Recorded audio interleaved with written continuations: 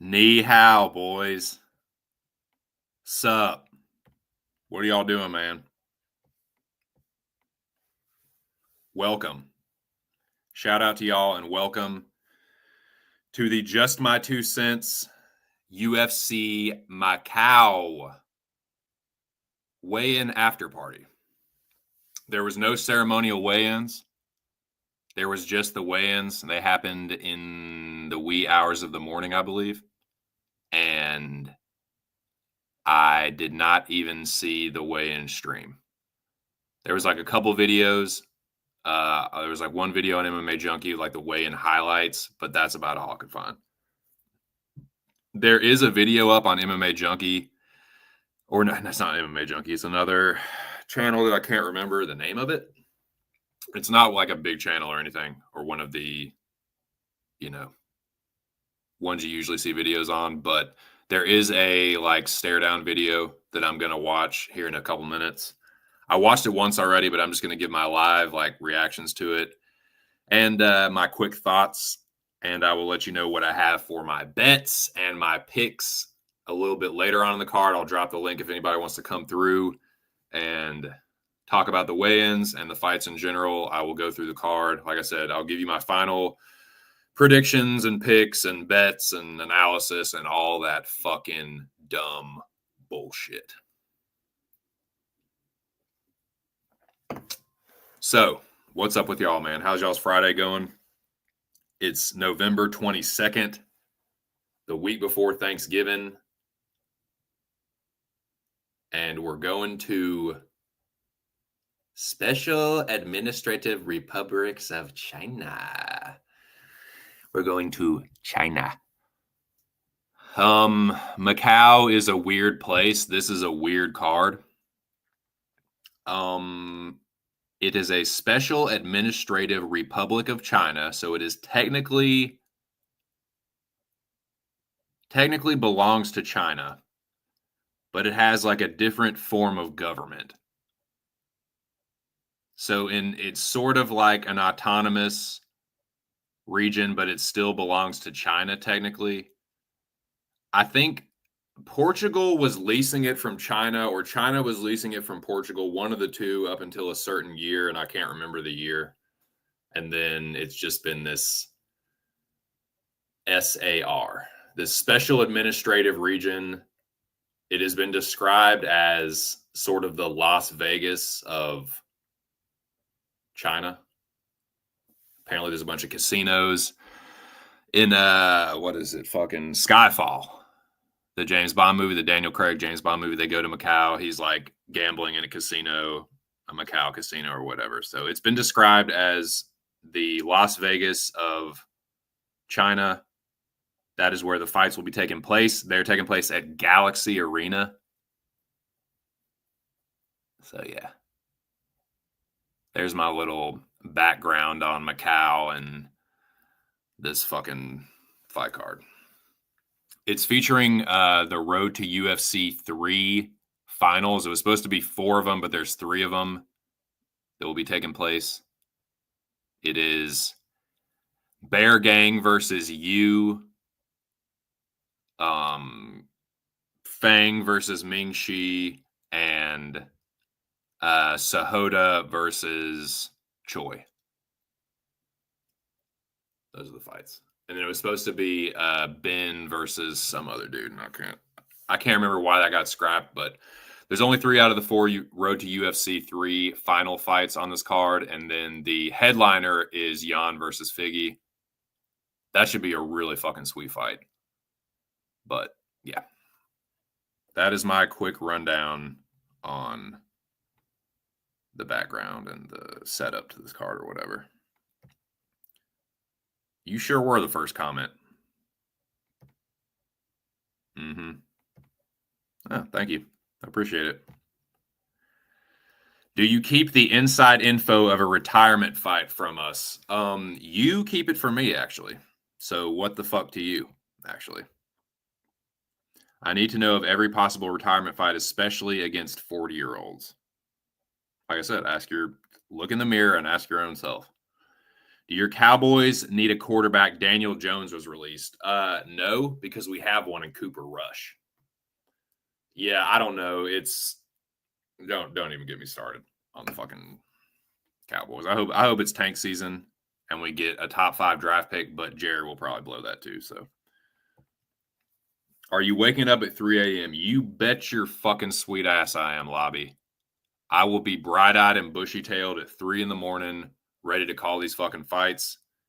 Joey says yes, but don't you dare speak for me, Joey. You fucking I. No, I'm just kidding. I seem pretty confident in what?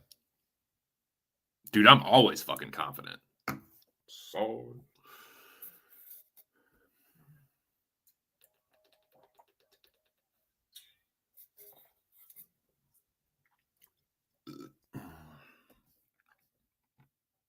So, what is going on, man? How are y'all doing? Like I said, there wasn't really a weigh-in stream, but there was a stare-down face-off stream or whatever, or video. So I'm going to watch that again real quick. I'm going to go back through, give you sort of my live reactions to that, and then I'll drop the links.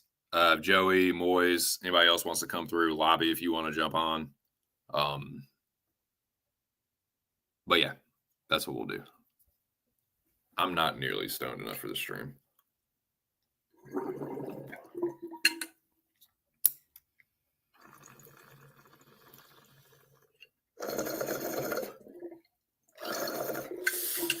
Not nearly high enough. Haven't had nearly as much coffee as I need.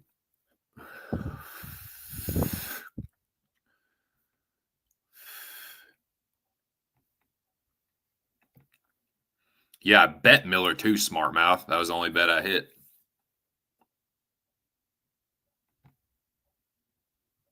Yeah, me neither. I don't think there was one. It was just like, I don't know why that is. I don't know if they were like restricted from filming certain stuff during the weigh-ins, which is weird, but I don't know why it was. But like there was a highlight video. It showed, I think, the main card fighters weighing in, or maybe it was just like the co-main and main. I didn't watch all of it. But I did watch the stare down video, and I'm going to watch that again right now. Yep, that's where I found it. It's MMA Junkies highlight video for the weigh-ins and then the face-offs. And yeah, I went and looked on the USA Today website too, and it was just the same shit, just like a results article.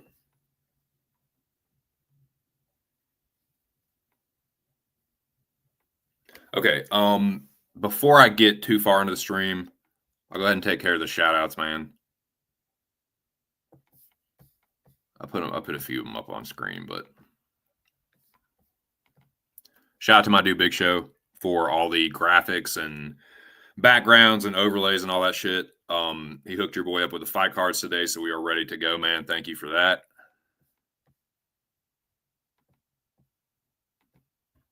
Like I said, we are talking Figgy versus Jan, UFC Macau. Shout out and salute to the Dome, man. All the homies.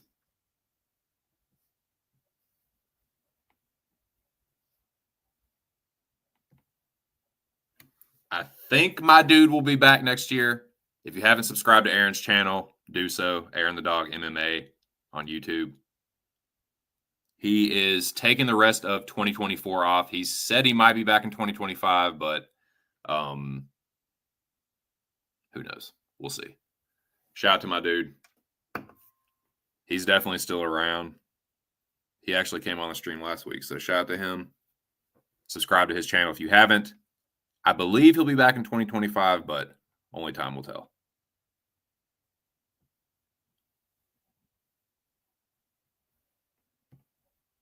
Make sure you guys tune into the Locker Room Talk podcast every Tuesday night at 11 p.m. on Pub Sports Radio.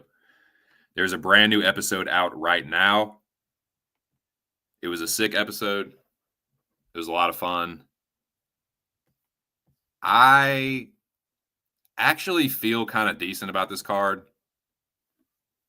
and the bets that I've made. It's hard to feel like super duper confident considering the cold streak that I'm on, but I feel decent about these bets.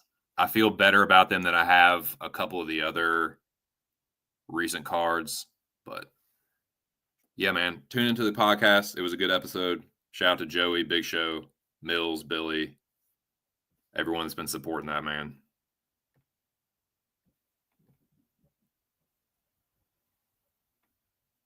Like I said, the cold streak continues, though, for me.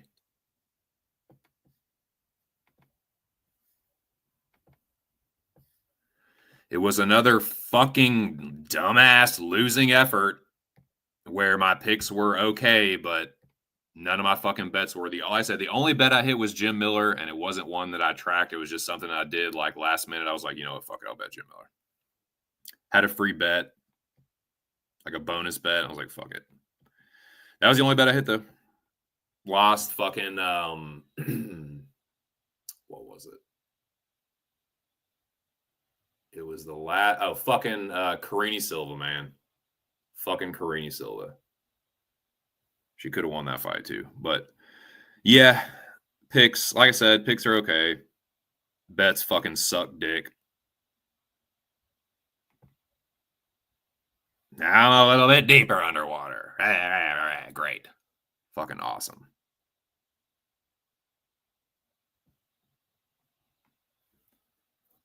But I'm back again with some more bets.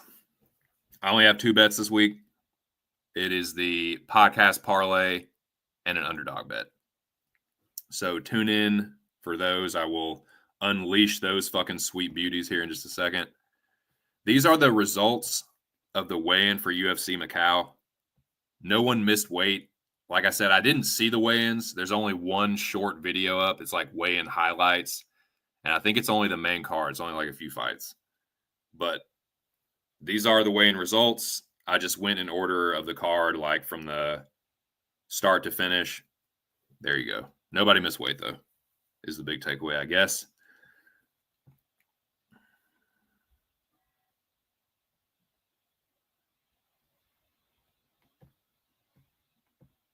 Yeah, there's always one. Setting some rules going into the card. Setting some rules for yourself. That's good. It's a good thing to do. You can avoid a lot of landmines that way. All right, so here's my slate. Nothing crazy. 1 unit exactly. I'm in the middle of a fucking blizzard of a cold streak here. I mean, it's not that crazy. It's like, it's over a month now, but I mean, I guess there's been longer cold streaks in gambling. But this is my slate. This is my underdog. This is the first bet I made. I was taping this fight, and I thought this dude was going to end up being a slight favorite. I saw him as the underdog, and I was a little bit surprised. It could be a trap. It could be like an underdog trap here, but I think this dude is really fucking dangerous from the tape that I saw, and it just feels like they want this dude to keep his undefeated record going. So I bet Tumen Dimbarel or Tumen Dimbergi or however the fuck you pronounce it. I bet him at plus 152. Put a half unit on it. Carlos Hernandez obviously has a lot more experience at a much higher level, but I feel like also stylistically, he's another like powerful Asian grappler. And it just seems like the kind of fights they keep giving Hernandez, like, not like he's a lamb to the slaughter, but like, and I'm not saying like Naim Jargal or whatever. I'm not saying that he's like Tatsuro or even Ray Saruya, but it like, I don't know. I just don't see the angle and like having Hernandez beat or take a guy's undefeated record. It almost feels like they're trying to put another spotlight on another Asian fighter prospect. You know what I'm saying? That's what it kind of feels like, but I could be wrong. I think, Hernandez can probably win a decision, or maybe if Tumen Dimbarel like totally gasses out, he could finish him, I guess. But I don't know, man. He fucking cracks on the feet from what it looks like. He's got a heavy right hand, and dude, that is exactly what fucking Hernandez got hurt with by Tatsuro, and it kind of feels like a setup for the Mongolian. I was surprised to see him as an underdog. But we'll see. I'm interested to see what Moyes has to say about that fight and some of these other fights. I will drop the link here shortly. Very shortly, actually. But that is half of my slate. The other half of my slate is the podcast parlay. Shout out to the boys.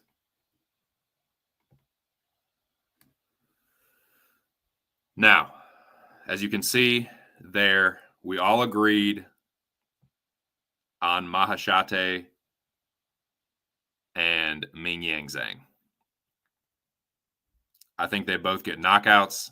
That's kind of what we all came to the conclusion. Came to the conclusion to, or whatever, or however you say that. We all came to that conclusion. So that's the core of the parlay. You can see the various legs that we all added. Joey likes Oldberg a lot this week. Myself and Mills, Double Dragon on Feng Shao Kahn. Billy is super duper high on Kong Wang. And Show himself likes Yan Xiaonan. So you can see all the parlays with the individual legs added are plus money. Mahashate and Zhang is the core. And that is even money right there. So shout out to the boys. Let's get one through the fucking hoop.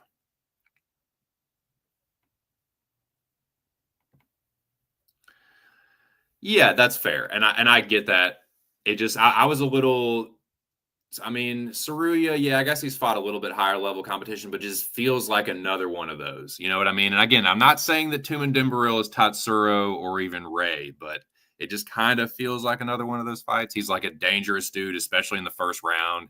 He hits hard. He's aggressive. Hernandez, like, he had been pretty tough, and then he just got cracked by Tatsuro. And I could see Nam Dragal doing the same thing, like club and subbing him in the first round, and I think he finishes Hernandez.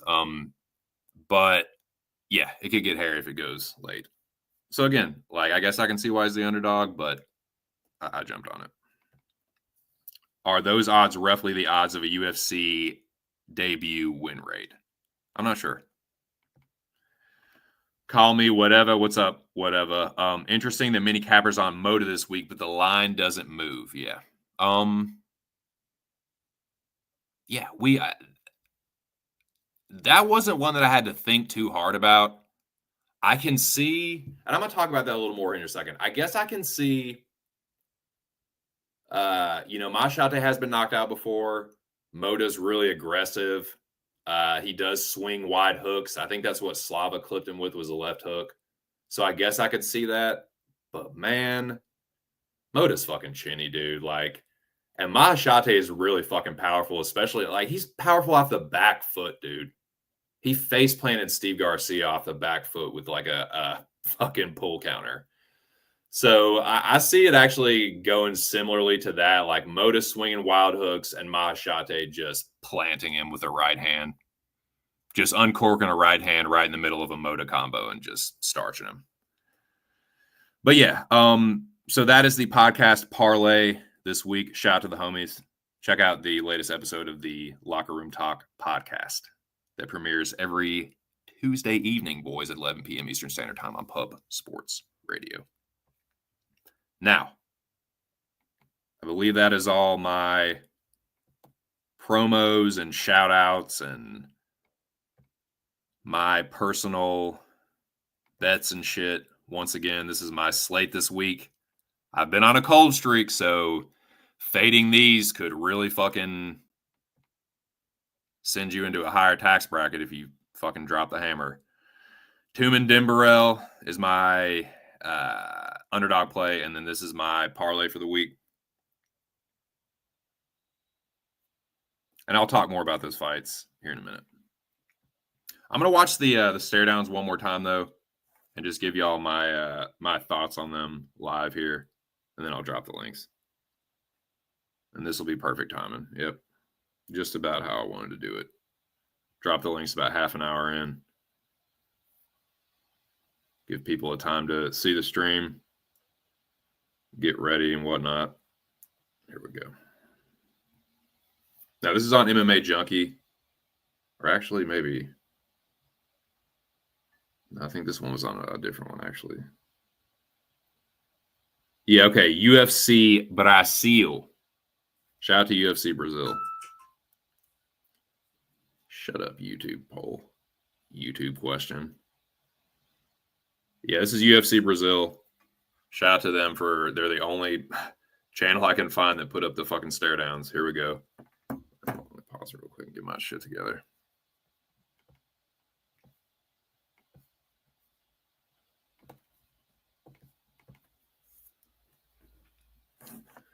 All right, shout out to everybody in the building, the 5 people, 6 people, there were 7 a second ago.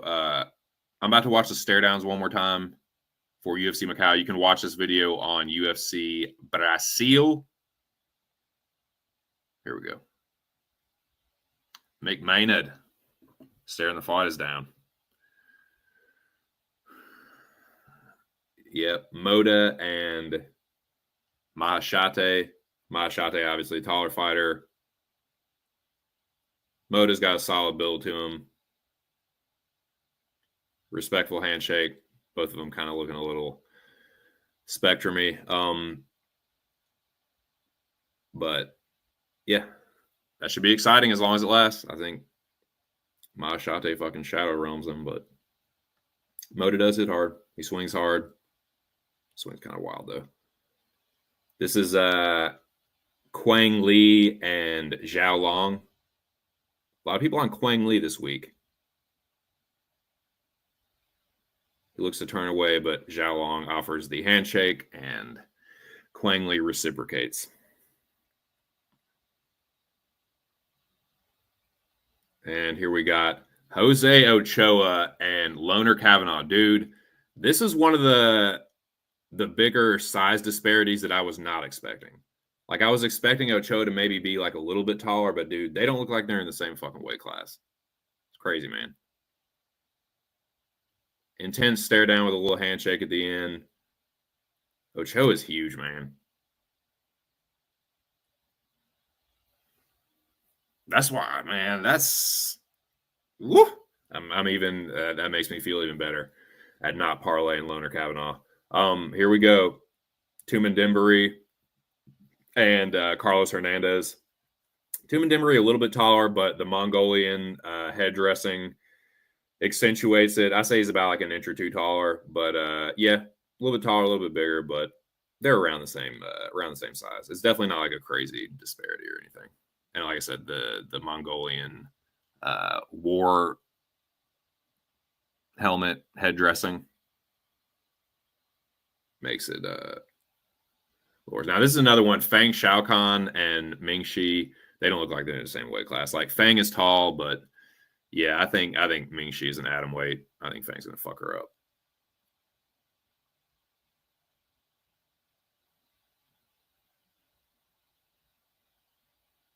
Very little tense there. Just very small bows, and I don't think there was a handshake. But here we go. We got Kiru Sahota and Choi staring off. Dong Hoon Choi. Another one where it's like Sahota is lanky as fuck, dude. Like he could definitely fight in a higher weight class. I think that's flyweight too. That's insane, man.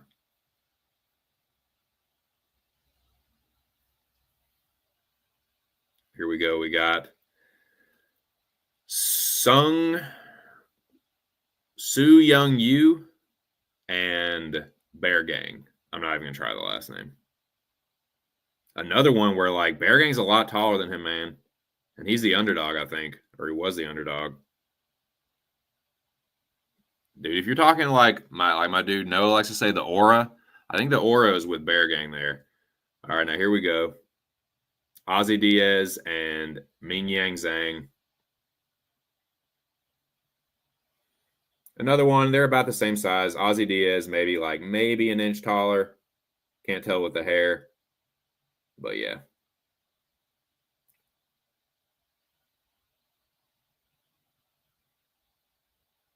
That should be a good one, I think. I think Ozzy Diaz is being served up on a platter here. I think Ming Yang Zhang is going to knock his fucking block off. Carlos Olberg and Vulcan. No Time in Black Jag. Should be a pretty good fight, man. I don't know, dude. I know my dude Joey's on Olberg, but I'm kind of sensing a potential Vulcan upset there. I don't know, man. I don't think Ozdemir's one to be completely counted out, especially if he gets the grappling going. Just saying. But yeah, I'm staying away from that fight. It feels like Vulcan or pass to me. Here we go, Kong Wang with the Joker antics. The Joker shit is so corny to me, dude.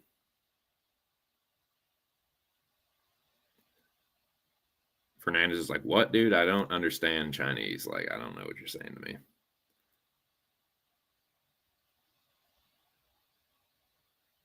Yeah. Yeah.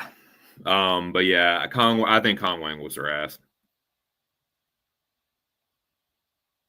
But yeah, I think that's the last road to UFC final fight. I think that's how they set it up. But we got Muslim Salikov and Kanan Song. Song looks a good bit bigger, man. He's taller.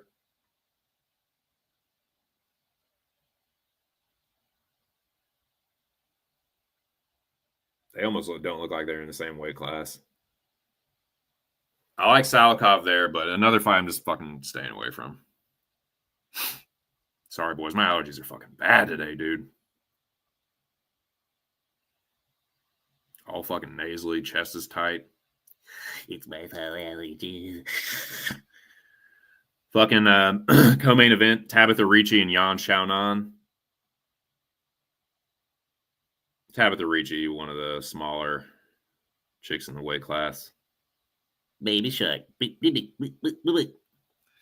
the fucking stupid song goes. Yeah, I'm staying away from that shit. I want Nathan to do with that. Now, this main event, dude, Jan and Figgy is fucking sick. You can say whatever you want about the rest of the card, but this is a dope fucking fight. I feel like this fight deserves better. I feel like this fight deserves a better card, man. I feel like this should be co-main on like a big pay-per-view or something. This feels like a wasted spot on a fucking not a very good card. But this is a fucking really sick fight. Piotr Jan and Davison Figueiredo, two former champions. I think it's going to be a banger, dude. That's fucking good matchmaking, man. That's a sick fight. And there are your stare downs, boys.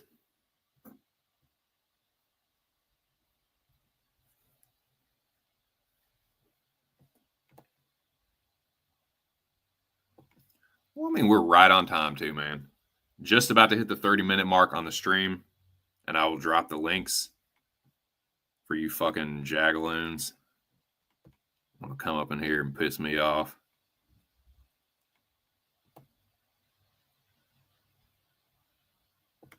I'm just kidding, boys. Okay, let's see this fucking fuzzy math here from Lobby. Plus 152 is 39.68%. I think that is roughly correct for debutante win rate. I think your butt's roughly correct for that win rate. 209 fighters won their debut against a UFC vet, 43%. 277 fighters lost their debut against a UFC vet, 57%. Olberg is going to sleep Ozdemir. He says flaming hot take, Joey. All right. I'll drop the links.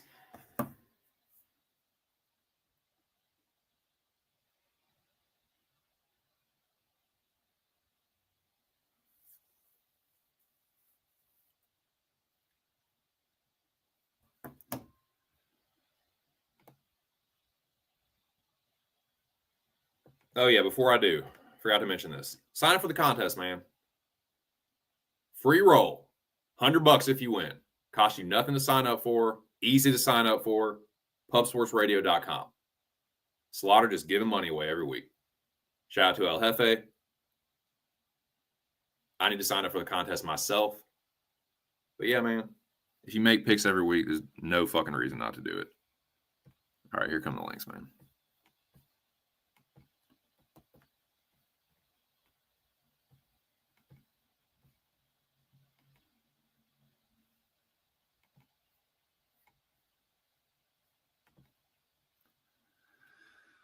Okay, Moys, here's your fucking super special VIP link.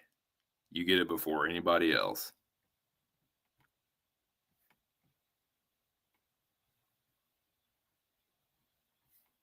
There you go.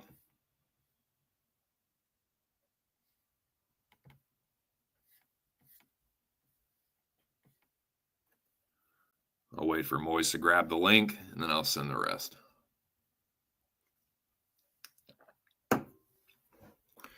Oh, man. Yep. I'm going to go to bed early tonight. I went to bed earlier last night, so I wouldn't be too fucking shell-shocked by it. Early to bed, early to rise, boys. I'm going to try and get most of a good night's sleep tonight. Get my ass up 2:30. Make a cup of Joe. Drag my sorry ass up into this little studio here. Call some fucking Chinese fights. Oh, dude. Yep. The ching chang chong and early in the morning, boys, in the Special Administrative Republic of China. Can't wait.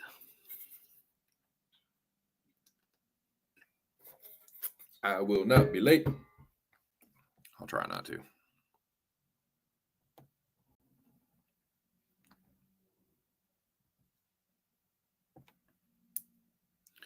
Boys, I will give you 3 minutes, and then I'm going to send another link out. T-minus 3 minutes.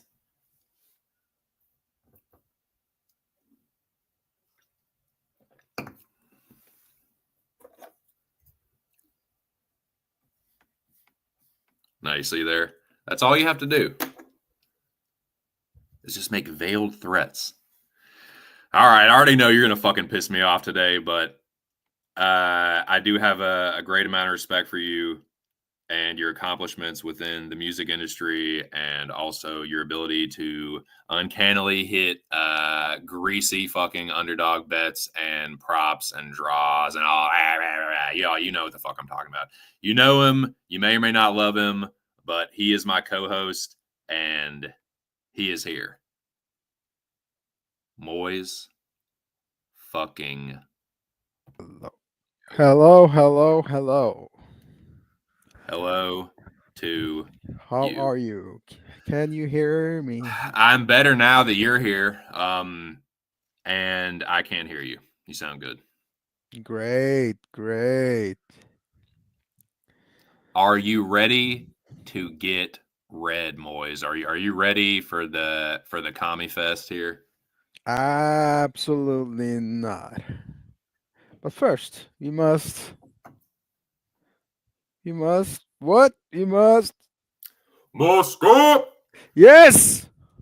Because it's a shitty card? Oh, baby. Oh, goodness. You looking good, Moys. You looking fit, bro.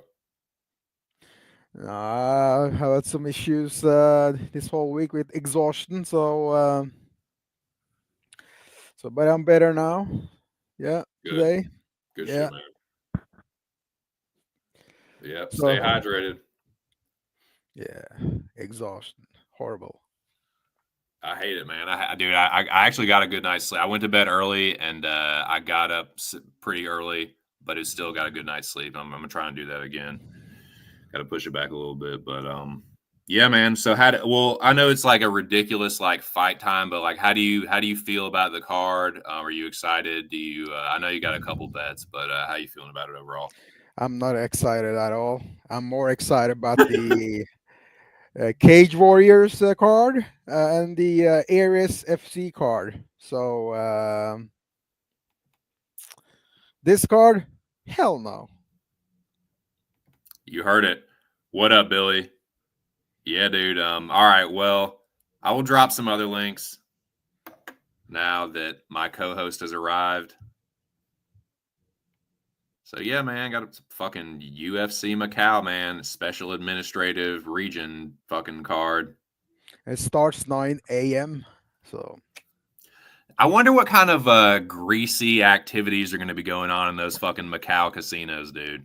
I wonder what kind of backroom dealings and crazy shit. I feel like there's going to be a lot of fucking stuff going on. absolutely. All right, here is another link. Since Joey has been up in here the whole time and Billy just got up in the chat, there you go, boys. There's a second link. The third one is going to straight to the dome. Taking it straight to the dome, boys. The uncursed dome. I wish I could get fucking uncursed. I would really appreciate, boys, if you could actually fucking uncurse me this week. Not just not just take my money and then not do it.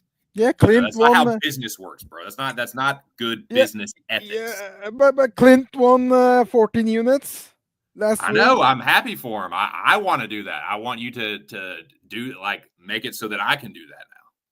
Yeah, we'll have to find some uncursing spells while we're doing this live. So, Please do. All right. Well, there's a couple more links. Let me see what's going on in the studio. Make sure I didn't miss any. But yeah, top of the morning to you as well, Billy. Now it's afternoon. But yeah, it's morning for anybody not Eastern time or super duper Eastern time like my Scandinavian fucking co-host here. Oh man, what's the weather like there, Moise? Is it fucking cold as shit? it's been very cold these last days, man. My feet and hands like ice. Horrible, Fuck. horrible. Dude, it's finally starting to feel like fall for real. It's like in the 40s here today. 40s Fahrenheit anyway. Yeah, and they call it the Russian winter. Fuck. Yeah, That just because sounds foreboding, dude. That just sounds rough. What up, Joey? What's up, fellas? Shit. Mr. Moy's Audio This black jagging around, this black jag off here. with his nice little flower blanket. Black jagaloon. Nah, man. So how you feeling about this card, Joey, overall? Now that you've had a little time to marinate on the contents of this banger we got coming up here, what are you thinking about it overall? Before I answer that, keep spraying that good cologne. I see you, my boy. You gotta smell good for all the viewers up in here. You gotta musk up, man. Honestly, on Tuesday I was unsure, but now we're Friday Eve, where we all got to get a little bit of tad of sleep to wake up for this card, which I definitely plan on doing. I actually feel a lot better for this card. I'm picking my spots.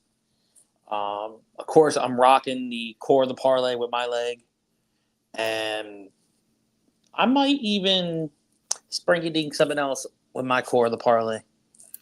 There seems like a couple of few live dogs on this card, man. There are. And like, dude, what did y'all watch the stare downs, man? There was a couple fighters that looked like they weren't in the same weight class as their opponent. Which YouTube channel you said it was on?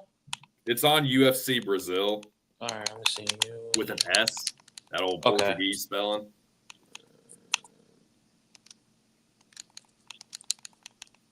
But yeah, man, what was it? Jose Ochoa was towering over Loner Kavanaugh. Fang was a good bit taller than Ming Shi. That was to be expected. I'm about to watch it now. What's the fuck? Ozzy Diaz was like an inch or two taller than Zhang. I was kind of expecting that too. And there was another one though where it was like, holy shit. Sahota, I guess I expected him to be a little bit taller. He's really tall for that weight class, man. He's like fucking almost like James Vick as far as like the height. There was another fighter that it was a good comparison to him as far as like the discrepancy where it's fucking not quite Sean Woodson, but a little Sean Woodson-esque dude, like gangly, twiggy, alien fuck looking dude. And there was another one. God damn, there's another one that I can't remember off the top of my head. That was like, anyways, but yeah, Figgy a little bit taller than, or Figgy a little bit shorter than Jan, which is crazy because Jan's usually the shorter fighter. But again, Figgy, coming up from flyweight. But yeah, what else is I gonna say, man? But yeah, the stare downs were interesting. There was no ceremonial weigh-in, which is probably good. Yeah, I got the face-offs on right now. Nice. What do you think, boys? Did anything surprise you from the weigh-ins or the stare downs? Ochoa, yeah, he looked big, strong, very solid. It looked like a whole weight class up. Yeah, so that's it. I mean, I don't know. What else? Jan, not Peter Jan, but the chick, the Chinese Jan. Oh yeah. Maybe we can see. Are you talking about Jan over Ming? Yeah. No, Jan. I don't know. Yan Xiaonan, yeah. Jan Xiaonan, yeah. Oh, okay. Maybe she can get the submission. We'll see. Interesting. Yeah. I'll give it another minute or two. I'm actually gonna hit the head real quick. So yeah, just speak freely. Don't get me canceled. And yeah, I'll be right back. Welcome to the worst prediction show on YouTube. Thank you for all the people who are watching all over the world. Dude, even what's it called? That Xiaonan and Ming. She looks like a whole weight class above her. Like that Ming girl looks like she's a 105er. Yeah, she is. She's a 105er. Good. She actually is. That's a huge difference. Jesus. Yeah. But I don't think Xiao Feng has the grappling to. I think there's control gonna. her. I'm confident in her winning, but I know there's a lot of people thinking she's gonna get like a knockout, which maybe if she's like more volume based, but it wouldn't shock me if she at least gets taken down at least once in this fight. I'm picking the dog. I mean, I'm not. Like, is she my most confident favorite? No, but like, she's only 22. Yeah, that's why I'm picking Mingxi because whatever her name is. Because of the experience and the opponent she has faced. It's much tougher competition, and most likely we'll have better volume and at least win one round. And I've seen Faishang play guard and trying to submit people from the guard, so instead of working up. So Might even create openings for passing. So that's why I'm picking her. +2. No, what was it? +3. Don't tell my boy Billy that one. No, She's about to no, get he's not fucking. on She's him. about to get fucking It's more mollywopped. yo, we have my fellow New Jersey brother. Don't you dare try and introduce people on my goddamn channel. Well, welcome back. You actually yeah. So yeah, I heard y'all talking that shit. Soon as I leave, huh? I see how you do me. That's all right. Billy fucking Brizzle, what is up, my dude? How are you? Welcome to the show. How you feeling? I think he's having current difficulties. He said, "I'm here, still trying to find batteries. Like I can't use my mouse." Gotcha. Right on. That's why you got to use your cellular device, young man. Your cellular. That's what I'm on. Oh yeah, here's the private chat. I'm here to find my batteries. I can't use them. It's all good. No, it's all good. This is kind of a not like a crazy stream today.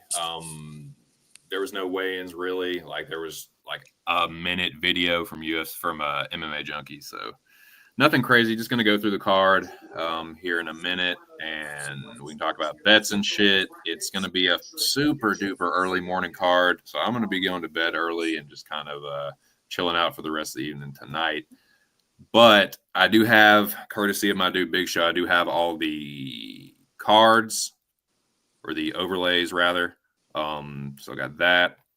Make sure set up with that. Okay, here we go. Switching the banner. And Billy, it's no big deal. You can just hop in whenever you get it going, and if there's a fight you want to circle back to or whatever, we're not on any kind of like time crunch today, so it's not going to be like a super long stream or anything. But if it's like 2 hours, 2.5 hours, whatever, it's all good. And we're making good time. So here we go. Welcome to the Weigh-In After Party. I got Moy's audio, Joseph DFS, William Brizzle DFS. Nah, man, I got a good crew here, and I think we'll just fucking kick it right off. Like I said, Show hooked me up with these banners and shit. Look at that, dude. Mahashate and Moda got fucking Mahashate parlayed right off the fucking rip. God, please knock this dude out. So yeah. I think Mahashate knocks him out. I was talking about it a little bit earlier. I think could be hairy early. Like Moda does swing really hard. He's got a good left hook, just leaping left hook out of nowhere. So Mahashate's got to be careful of that. But he does fight well off the back foot. He does fight pretty well against a pressuring fighter. You saw that against Garcia. And I think Garcia is tougher than Moda. Like Moda does not have a very good chin. You crack him hard on the chin, and he usually goes down. I think that's what's going to happen. I think Hayasar Mahashate slumps him in the first round, maybe second round. But I also, surprisingly enough, trust him a little bit more to win a decision. Like I feel like he'll pace himself a little bit better than Moda. And I just think he's a little bit of a better fighter overall. He's younger, and I think he's more durable too. So give me Mahashate for the knockout. I don't hate Moda, like in principle. Like you're getting an underdog, you're getting a dude that hits really hard. He's aggressive. Like he fights pretty hard for your money early, but man, he is a poor nail to me. And Mahashate fucking cracks, and he has one punch power. So give me Hayasar for the knockout. Moy's audio, go ahead and give me some fucking Moda bullshit. I know I already know you're gonna piss me off today, but just go ahead. What do you think about this fight? No, I think I think he's gonna win. People think Mora will do the same as Borshchev. But Borshchev, he lands in combos and he sets up traps. From what I've seen from Mora, he doesn't set up traps. It's just a pressure fighter and swings hard. So a counter shot will be available for Mahashate. So I think fight will most likely end in a knockout, but it won't go past 2 rounds. So there are props available.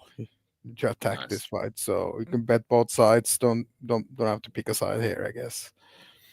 I don't hate that angle, and I do agree. I think Slava's way more technical than Moda. Yeah. Joey DFS, Joey T. What do you think about this? So you brought up Slava. There's another matchup that I said, like, look, if you're telling me Mashate can go out there and chin the fuck out of my boy Garcia, you telling me he can't do the same thing to Nicholas Mata? Like, you go back to, Mashate, when he caught Garcia, Garcia fell face first, face plant. Everyone's like, oh, ever since Mata knocked out Tom Nolan, okay, Tom Nolan didn't know what the hell head defense was, apparently. But one thing I noticed, at least watching the face-off and weigh-in, was Mata did come in a tad more shredded. Yeah, it's cool to see, but we already know before his other fights, he didn't come in the most shredded. He was almost like that Kelvin Gastelum-esque type of fatigue body round, and now he shreds more weight. I think there's a chance that could also hurt his overall durability. Mm. And I think Machate inside 2 rounds.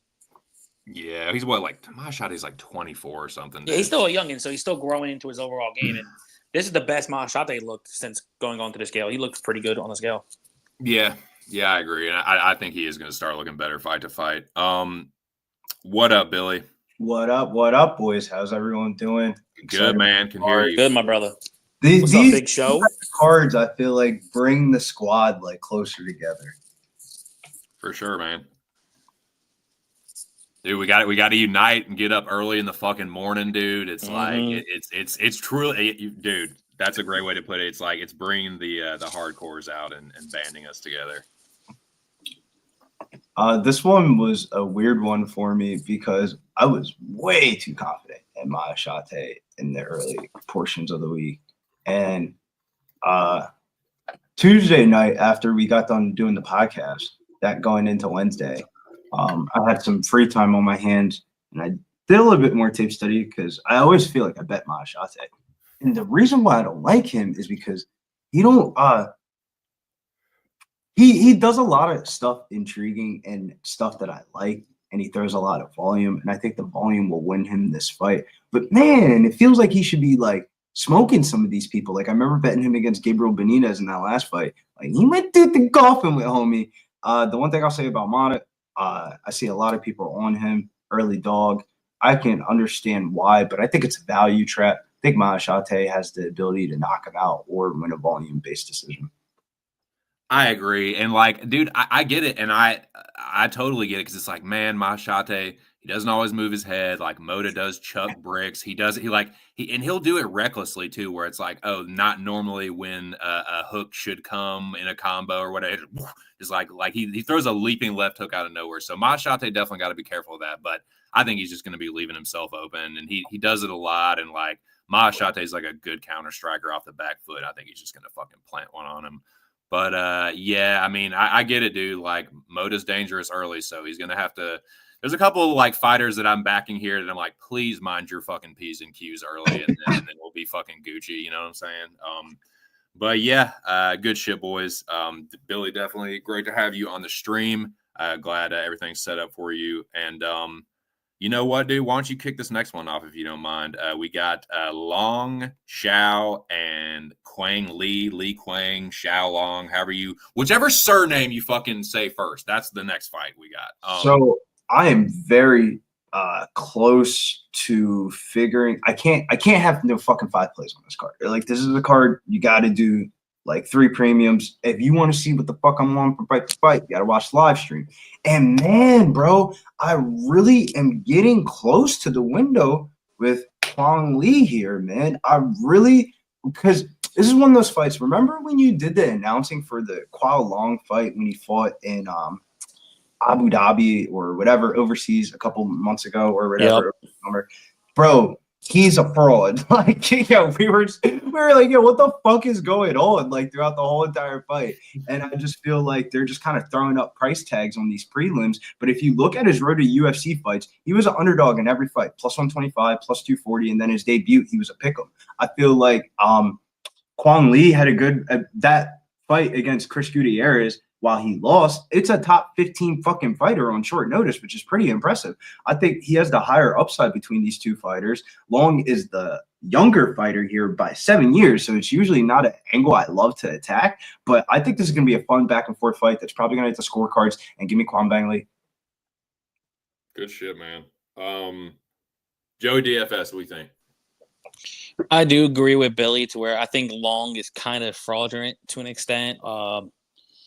He definitely didn't look good during his first fight coming off the road to UFC. I'm actually shocked Kwang Lee's not the favorite now. Yeah, he stepped in short notice versus Gutierrez, as Billy said, top 15 matchup. And everyone's like, oh, but Kwang Lee, he was more low volume. He was this. I'm like, go rewatch that Gutierrez fight. When he did have his moments, he did land clean. I think both fighters could have their moments. I think Long is going to try to look more towards like clinching and control time, where I think Lee's volume could point it out. I do think fight goes decision. I'm not betting this fight because I think both fighters will have their moments. But my lean is Mr. Kwang Lee. Kwang Bang. What do you think, Moise? Yeah, you know me. I'm with Kwang Lee. I don't understand this line movement. You're telling me Kwang Lee minus 800 in LFA. Now he's a dog here versus a Chinese fighter? No. Yeah, can't trust it. So if you're betting a dog, it's Kwang Lee. Much better striker. And what's Long gonna do? Try and grapple him? Might get reversed and choked out, if you ask me. I like the vote of confidence, Moise, of you bringing up some of the regional scene lines, because I don't bet LFA too often, and the market is making me really just want to bet Kwang Lee here. Of like the market line movement of where these fighters have been priced. One dude was fighting trash ass people and rode to UFC and was the underdog in every fight, and the other dude was a huge favorite in these LFA fights. Like, what? Tell me, like, if I lose this pick, then I lose it. Exactly. So it's Vietnam, baby. Let's go. Man, yeah, the pick is Lee. Everybody seems to be on Lee, though, and he's still the fucking underdog. Like, I haven't seen too many people that are, like, super confident in Long Zhao, and, like, it seems like the line is, like, more money just keeps coming in on him. Like, this was a pick 'em earlier in the week, and now, like, Lee's, like plus 125 in some places. So I don't know, man. I'm picking Lee. I think he gets the knockout, actually. I think Long is chinny, and like I think he's a better grappler, but I think Lee probably knocks him out. But I don't want anything to do with this one, man. If you tell me that Long Zhao like clung to Kwang Lee like a rat, like clinging to a little crust of bread and just hung on and just gnawed at him and nibbled at him at his leg until the fight was over, I wouldn't be surprised. So yeah, I'm gonna wish everybody luck. I think Lee knocks him out, but yeah, pass for me. That might be the dog you need. Everybody's betting Nicholas Mota. I think you need to bet Kwang Lee as like if one of those first two dogs in the night are going to hit. It's just you got to weigh out the risk, and it makes more sense for the books to pay out the shorter dog. This is probably the shortest dog in the whole entire prelims. I wanted to pay out a dog here in like 4 fights. I want the bookies to hear this and throw me a freaking bone here because you've been taking all my fucking money. So it's not like you don't make fucking money anyway. You make money hand over fist every fucking week. You can at least give me a little fucking something. Nah, man. I'm just kidding. I'm just fucking kidding. Kinda. But I think everybody went on that one, correct?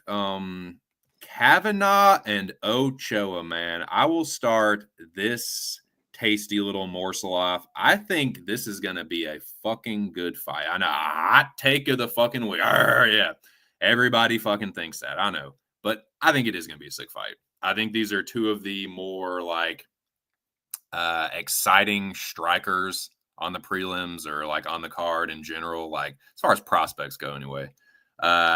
Dude, Ochoa looked huge.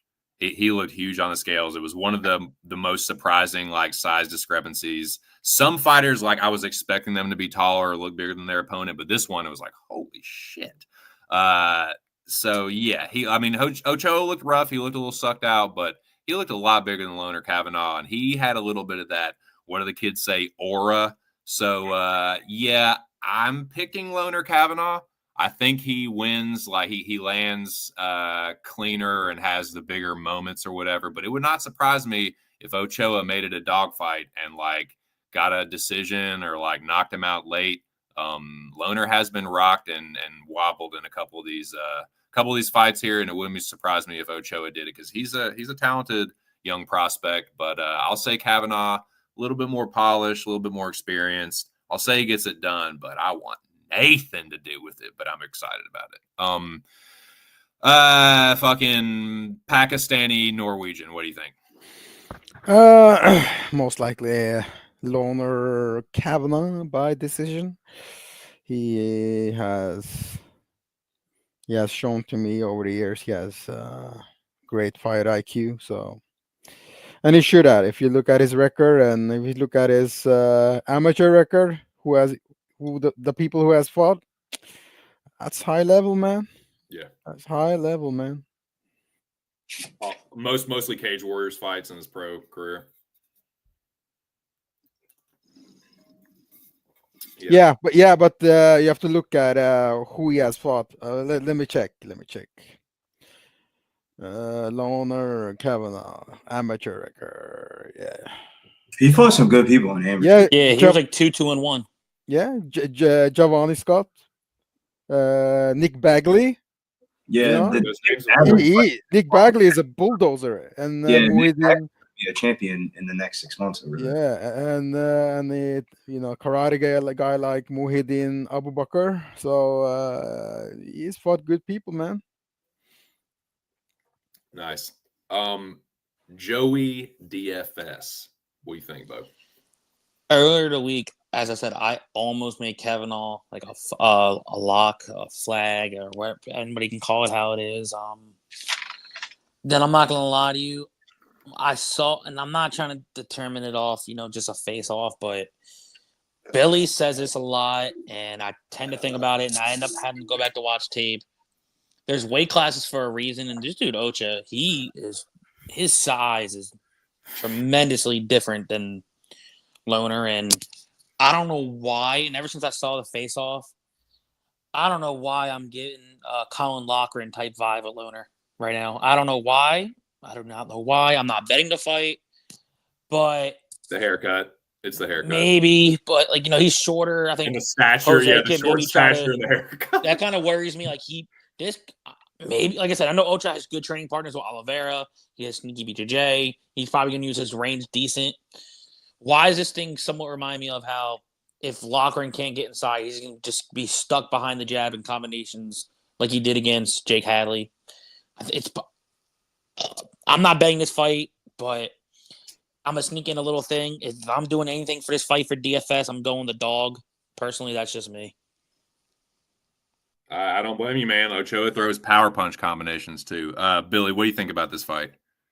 Yeah, this fight is like prime example of like why I don't be like really doing shit with like the MMA community and stuff like that, because it feels like all the MMA bros are on Ocha here. But when I really fight dynamics, bro, I just don't.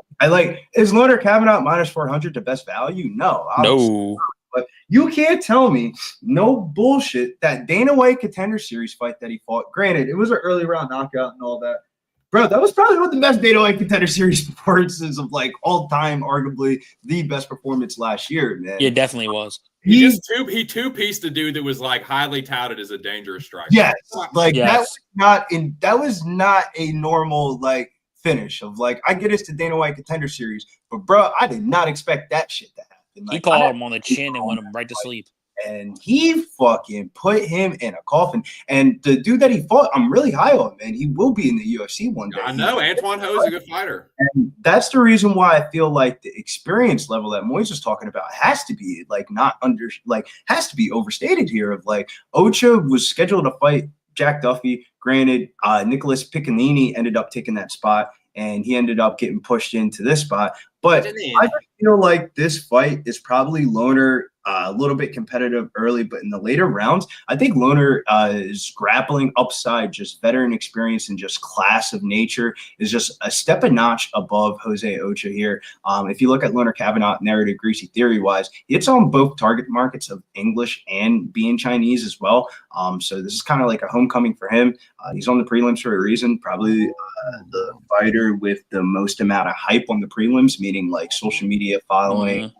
video clicks on the weigh-ins and stuff like that. It feels like the UFC is really trying to push him here. I think this is going to be a banger of a fight. It might be a little bit closer to -400, but there's a lot of ways to play it. I think Leonard Kavanagh's the side, and I think Jose Ocho is a part of the list of the value traps this week. I agree, Billy, and I think this could. It's funny, dude, because we all are kind of saying the same thing, right? We're like, we think it is going to be a good fight. Like Jose Ocho is good, like he can make this a good fight, but then we're all saying like Leonard Kavanaugh is going to win, and it feels like one of those where it's like, if you're playing Mr. Narrative, I'll put my narrative hat on. They want to boost the stock of both of these fighters, so they're like, okay, this will be a competitive fight. It'll be Jose Ochoa. Loner Kavanaugh's. He looked good on Contender Series, and this is a good fight. And But I think he looks good in a win, and Ochoa looks good in a loss. And I think somehow like both of their stocks, right? It gets eyes on both of them, and I think it's like a good competitive fight. I'm gonna say Kavanaugh wins a split here, honestly. Yeah, I'm gonna go unanimous for Kavanaugh. Yeah, if anything, I'm playing it is that. Bro, Jose Ocho is not that. Right? Like he has good submissions and stuff like that, but then when I watch the tape, it's just like I haven't seen it, but I just can tell from watching one person's tape and the other person's tape, Leonard Kavanaugh can easily take him down and get top position. Yeah, Ocho hasn't fought nobody. Probably the better grappler. I don't know. It's a little bit more of a question mark to me, which is kind of why I want to pass on it. Like him being a shooter boxer, you know, I know they're focused a lot on like pressure striking, like pressure Muay Thai. So I want to see how Loner deals with that, and I want to see how Ochoa deals with the experience. Like Kavanaugh seems a little bit more composed, and a little bit more battle tested. So yeah, I like Kavanaugh here, but I like this fight too. I like this matchup. I think they both end up looking good. But yeah, I think it goes to decision. Now this one, I'm gonna kick this motherfucker off real quick. Right. Hernandez and Tomindimbre. Yeah, the Hernandez versus the Mongolian. I'm on Tumen Dimbarel here, so Mongolian backers run for the fucking hills, run for the steps. But I think that he hurts Hernandez and gets him up out of there in the first round. Hernandez probably wins a decision, although I don't know, man. I could see the crowd. I don't know. It's going to be an Asian crowd, probably. I have no fucking clue, honestly, but I'm just, hoping that it will be in Tumen Dimbre's favor. Like, again, like, it just seems like another one of these, let's give Hernandez to another, like, rising Asian prospect that's, like, powerful and can grapple. Like, it just, matchup-wise, it just seems like another one of those kind of, like, set-up-y fights. And I don't know what value there is in him, like, taking a dude's O. That I don't know. It doesn't make sense. But again, I don't think this dude is quite as good as Tatsuro or maybe even Ray Saruya. So I guess I get it, like thinking about it. Oh yeah, I guess I can see why Hernandez is favored. But I also think he's just kind of like he's just open to getting cracked by that Nyman Jargle right hand, which he does wing, man. He's aggressive early. He throws in long, like extended combinations. And Hernandez. Yeah, I think he gets better as the fight goes on, but early he can be caught, and I think he gets caught here and put out in the first round. So, yeah, I bet Naim Jargal. The Mongolian, I bet him plus 152. Could end up being a value trap. I could end up looking stupid. It wouldn't surprise me because that's how it's been going lately. But, yeah, I think there's a little bit of value in a guy that has got a little undefeated aura, and I know is going to be aggressive early and maybe catch Hernandez off guard. Joey DFS, why don't you be the second one to speak on this? I see a lot of the public on Twitter. I'm still trying to wonder why Hernandez is the favorite. I know he's fought the better level of comp, more UFC experience. I know Tuem Dimbriel has. Is he a guy off the road to the UFC? I believe also. And no. I don't know. Oh, he's not. I thought he was somewhere. From what I've seen, he's a slick grappler. If he gets your back, he's like a damn anaconda. Once he gets a hold of it, he's not getting off it. He puts his hooks in real quick. I know Carlos Hernandez is also working with guys like Bilal Muhammad, Ignacio Bahamondes. So I guess he's definitely working on the one area to where his takedown defense can be iffy. I'm still leaning the dog. I'm just thinking if I'm gonna have the cojones to put the bet on On the dog. Yeah. Yeah, no, I feel you. It's like I feel like he's the I don't question know. mark dog for me on this card, especially Yeah, on the for prelim. sure. It's a big like experience gap. Like Hernandez has fought good fighters, but the good ones, like he usually gets like crushed by him. So Like I know he's fought that young kid that he fought last fight, and then he fought Tyra. Of course, to M. Dembélé, he's no Tyra, but he does have like a pure chain style wrestling base if he gets to it, just like the last kid did. But I think to yeah, Dembélé, he's aggressive, dude. Like yes. he's aggressive on the feet, man. Like super aggressive. That could end up biting him, but I think it could also like just kind of blitz Hernandez up out of there. But we'll see. Billy, what do you think about this one? I thought I was gonna be on the Mongolian because I was like, what the fuck is the slime movement? Da, da, da, da. Nah, bro, MMA bros. I ain't going against the MMA bros on this one. They might be right. He's really tapped in. And to morale, I want to go with it. The narrative fits it. But God damn, man. I didn't watch the tape, and I watched it for like 30 minutes, and I said, bro, I'm good. So this fight could be a split decision. This fight could be a split decision right over it. Nah, bro. Timberell needs to finish him or he's fucked. I'm telling you, he's really not that good. And where the problem is, he would need to get a submission here, and I just don't think that he's better than Carlos Hernandez on the ground. So, like, I agree with that. Will be Timberell because I think he has the higher upside of the two fighters here. It's just that Carlos Hernandez does have a floor, and the floor might, you decent enough. 4 or 5 o'clock in the morning, you might want the floor play over the fucking ceiling play a little bit here. That's kind of what like I'm getting towards the sentiment. But if you did go for the ceiling, I mean, man, Timberell inside a distance plus 300, him by submission plus 500, him to win in round 1 by sub plus 1,000, him to win by sub in round 2 plus 1,600. Like, this is definitely all right. I'll fuck around and find out. Like, if you like the right. I ended up staying off of this one. This fight will be at 4 o'clock in the morning. So about an hour into the stream. Maybe an hour into the stream, I might be pouring up a mimosa by this time, or because we got some big money on these rest of the fights. I feel like. Yeah, Hernandez really isn't that dangerous to me, dude. Like he doesn't seem like the kind of dude that just like melts you late. Like he came on late against Saruya, but he didn't he landed fucking 16 strikes in that fight. And like.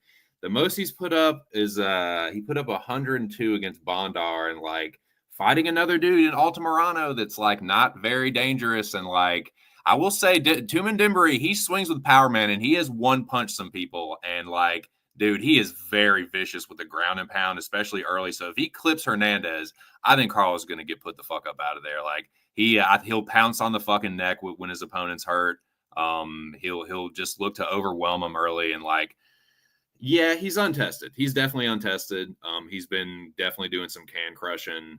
But I also just think that I don't know that I see like, oh, Hernandez, like what they're pushing Carlos Hernandez. Like they just usually just feed him to somebody. So it kind of just seems like he's getting fed to somebody else again. But we'll see. I could be wrong. But again, I like having dog money on the undefeated, like untested dude rather than laying chalk on him. That just feels better to me. So well, he being a value trap, but he opened up as the favorite at like minus 150, and then the line flipped quick, and then it went to like 180, 190, and then when I did like from the time that I typed up the prices for the show and to the time that the morning of the show, that price flipped like completely to Carlos Hernandez minus 200.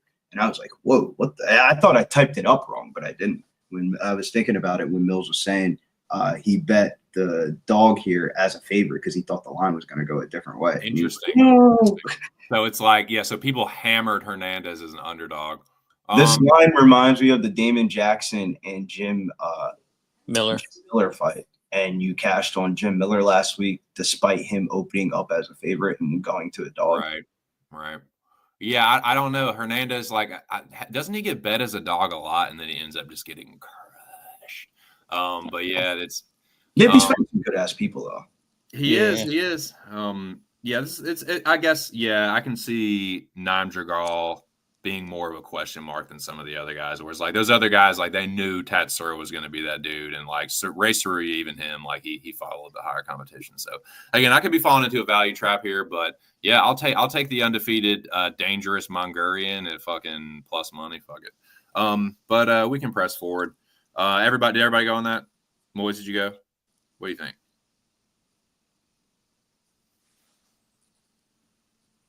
You're on mute, my friend. Okay, can you hear me now? Yes, sir. Boys, I can hear you know what? Carlos is just a walking disappointment, and damn. I don't want to shock people, but I think Dembe and Genghis Khan, whatever, is gonna knock him out in 60 seconds. You know? Let's fucking go. Yeah, 60 seconds. You better place that. Dude, you know how fucking hype I will be, Moise. You might wake your house up. All my neighbors up, dude. Nobody is mentioning the internet cut off on me by the old ball and chain, dude. I'll be so fucking hyped if he knocks him out. Why is nobody mentioning the Daniel Barres fight? He almost got knocked out there. Yeah. In the first round. Mm-hmm. I just don't. I'm probably not betting this fight. So yeah, I'm not. And the last fight, I bet Carlos by round 3 because Surya death gases. What happened? Nothing. He's not lethal with his hands. Exactly what I was saying, dude. Like he's not someone that just like, oh yeah. The Mongolian once Carlos Hernandez smells blood, it's like he goes to a split. You know what I'm saying? The Mongolian is just gonna walk forward and take all the shots because he doesn't have the power to do anything. Let's fucking go. And he's got a big reach advantage too. Inside 60 seconds. You heard it here, boys. Let's go. Yo, Billy. How I broke it down for my DFS people, I was like, this is more of a dog pass fight if you're doing anything for sort of a DFS line. But man, I just can't bet the fight because I can't get a good read on like. Yeah, that's how I said. Like that's what I told him. Exactly, bro. That's the perfect thing to do when you just don't have a good read and you don't like. There's no reason to force anything when you just want to pass and see what's up. And I just checked. Carlos has no wins by KO. Can you believe that? Doesn't shock me. That's why I think the dudes decide. It's just man, I just like. I don't know. That's why I said it. I'll say one thing. I like Kwon Bang Lo Lee. The second fight for this. Like that's how I feel when I start comparing. But I wrote down to like if this undefeated guy is gonna win, he's gonna do it within the first 7.5 minutes with a takedown and somehow get the back of Hernandez. And after that, I told him I don't know how the fight goes. Yeah, I mean it's like his cardio, he could totally fall off a cliff, but I think it's a little bit more of a question mark than it's like he's gonna death gas. He's a death gasser like Saruya or something. Yeah, and no knockouts in his amateur career, and he lost to a midget, the Cuban midget, Gustavo Ballart. Maybe he's like 4'11". He's 4'11". Is he really? Shit. Yeah. Maybe Kublai Khan's descendant could also win like a robbery split too, but we spent a lot of time on that one. We can move forward, and I think everybody gave their take on that one. Yeah, we did. Okay, cool. Shao Kahn Fang versus Ming Shi. All right, Moise, I already know you got a fucking hot take on this one, so I will let you kick this one off. Bojack, what do you think about this fight? Oh, Ming Shi, she's got a nice smile. She's so cute. I bet her plus 325. Let's go. Simp bets / bet MMA.tips. No, I'm just playing. Nice. So Moise on the dog here. You're one of the few people I've seen on Ming Shi actually, which makes me a little bit nervous because I have Fang Shao Kahn parlayed. But we'll see what happens. Billy, what do you think about this? This is one of our first road to UFC 3 finals on this card, I believe. Yeah, Fang is one of the fighters from the road to UFC that they were trying to push heavily for this season. She was a big favorite in every tournament fight. She comes from a kickboxing background, and when you look at her reach in this weight class, it's definitely noticeable. Her opponent, Ming, is a pro fighter, but she's also a registered doctor specializing in Taekwondo and catch wrestling. But at 5'2" with a 60-inch reach, I just don't know how successful she's going to be implementing this wrestling game plan.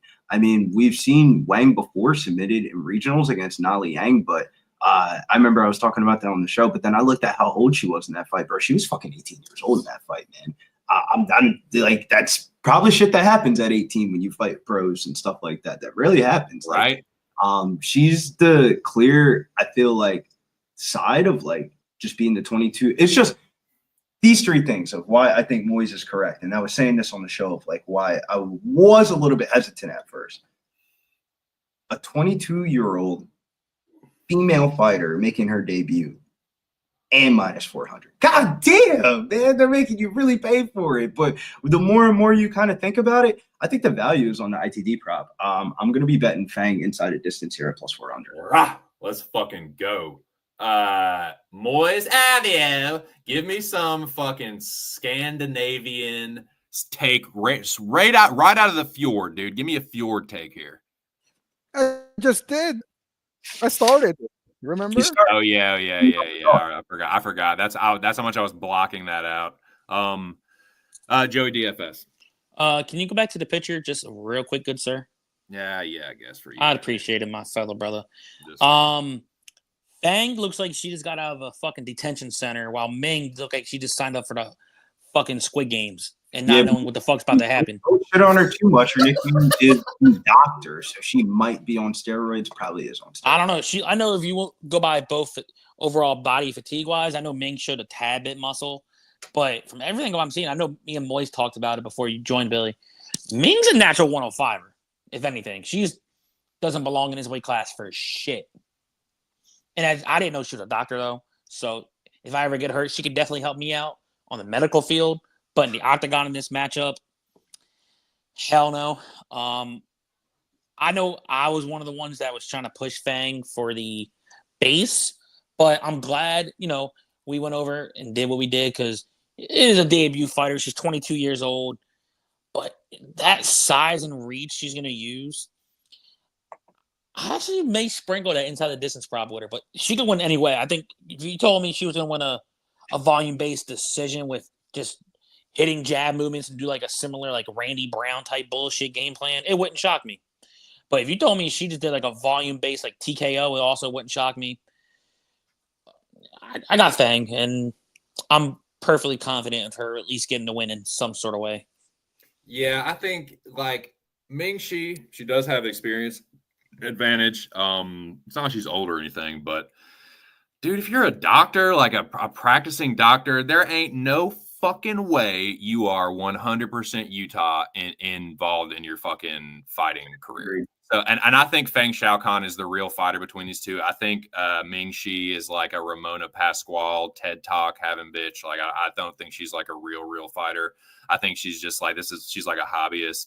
Whereas Feng Xiaokan, like Joey said, she looks like she's ready to fucking murk this bitch. I parlayed her. Yeah, I guess it's a little risky inherently, like kind of a greenhorn. But dude, I think she's a way more dangerous striker. I think the reach is going to be a problem, and I think that she I'll give she the grappling edge, but man, I think there's a big striking edge for Fang, and I think she's gonna hurt her, get her up out of there, first or second round, and I think she'll have the moments too if it does go to the cards. The way that Ming Shi can win is make it like a boring, like point fighty, kind of like Michelle Watterson with some wrestling, and I just don't see that, man. I think Fang's gonna have the moments, and I think she's gonna hurt her. So yeah, I'll parlay Feng Xiaokan, and I think she gets it done. But yeah, best of luck, Moise. You're one of the only people, dude. I will definitely give you your fucking props and flowers and all that if Ming Shi hits, because you're one of the few people that I've seen that's actually like on Ming Shi with any kind of conviction. But we can move on to Dong Hu Choi. What the fuck is it? Dong Hoon Choi versus Kiru Sahota. Billy Briz, will you kick this one off if you don't mind? Yeah, I'm a little bit pissed how the market has moved a little bit, but It's a risky bout, but I think this presented the most value early in the week out of the road to UFC final fights. Troy on paper is probably going to get some public love, I thought, at least, with him being an undefeated prospect. But man, when I watch his tape, bro, his split decision fights in both of his road to UFC fights were just really just not impressive. Overall, he does have the finishing upside in this fight. But if you told me it guaranteed this fight went for 15 minutes, I think it's going to be Shota winning this fight and getting his hand raised. He's a very big flyweight, standing at 5'10", 73-inch reach. He's been fighting pro since 2018, training at a Manchester top team, which is one of the better gyms in England. His road to UFC fights, his last fight, he was basically just defending takedowns the whole entire time, beating the dude up on the feet. And I could kind of see this being similar. It was a close fight, and this is going to be a back-and-forth fight. But I like Shota here by decision at plus 200. Nice, dude. Joey DFS. What do you think about this one, Bubba? So this fight is kind of giving me a vibe off an other older tournament matchup of Seika Shigari versus Asul Ghibli. You know, Ghibli was a taller guy. He was maybe not the best overall performances inside of the overall competition, but once he took that fight and he noticed the big size difference, I think this is a similar way. I think Cejudo, I think he's gonna piece him the fuck up from the outside. I wasn't really overly impressed with Choi. It showed, Choi might have got touched up during the fights, but he showed toughness in his decision wins. But Sota is actually one of my favorite dogs on the card, and I'm gonna be getting to the winner to it. Nice. Well, he's not anymore. I know, it's a damn pick'em now. God damn it! Your favorite, bro. I'm telling you, he's gonna close this like a -150. And I actually don't mind the inside the distance. I think Choi's gonna get touched up at range, but I actually don't. Like I said, the fight could go either way. I think he's just gonna give Choi a lot of problems. What do you think, Moise? Yeah, I can't support the Indian Euro trash, so Big shocker. So I have to go with Choi. No tape study needed. Only technical I can say is that he's from India. India supports Israel, and Korea supports Palestine. So I have to go with the Korean guy. Let's fucking go. All right. So stop Indian hate. Hashtag. So I'm gonna go with Cejudo. I'm gonna go with Kiru. I think he will be the better striker here. I think that his straight punches will have Choi's nose leaking like a sieve, and I see him winning a decision or maybe even a knockout. I can't bet it though. I could see Choi kind of like ratting his way to a decision or maybe getting a submission, but I don't know, man. I'm kind of just feeling Cejudo winning this. Feels like it should be kind of a pick'em fight. I don't know. Yeah, I'm not super confident in it though, so I'll just stay away. But yeah, I'll take the Indian to get it done. I know that that really grinds Moy's gears, but yeah, that's just how I feel. And I think we all went on that one, dude. Y'all tell me with this one, man. Sung Yu Su or whatever the Korean Yu versus another Genghis Khan dude, Bear Gang Jiri Kublai Khan. What do you think? Yu versus Bear Gang, Moy's audio. Make some sense out of this one. I'm just gonna say I love you, and yeah, that's it. Nice. Well, Moyes loves you. Do you love you as well, Billy? I have no read on this fight at all whatsoever. Like I could like this is out of all the fights, this is the one I researched the least. Same. Cheers to that, brother. I'll take a toke to that. I have no fucking clue. But Joey DFS, tell us what's up here, man. What's going on with this fucking fight?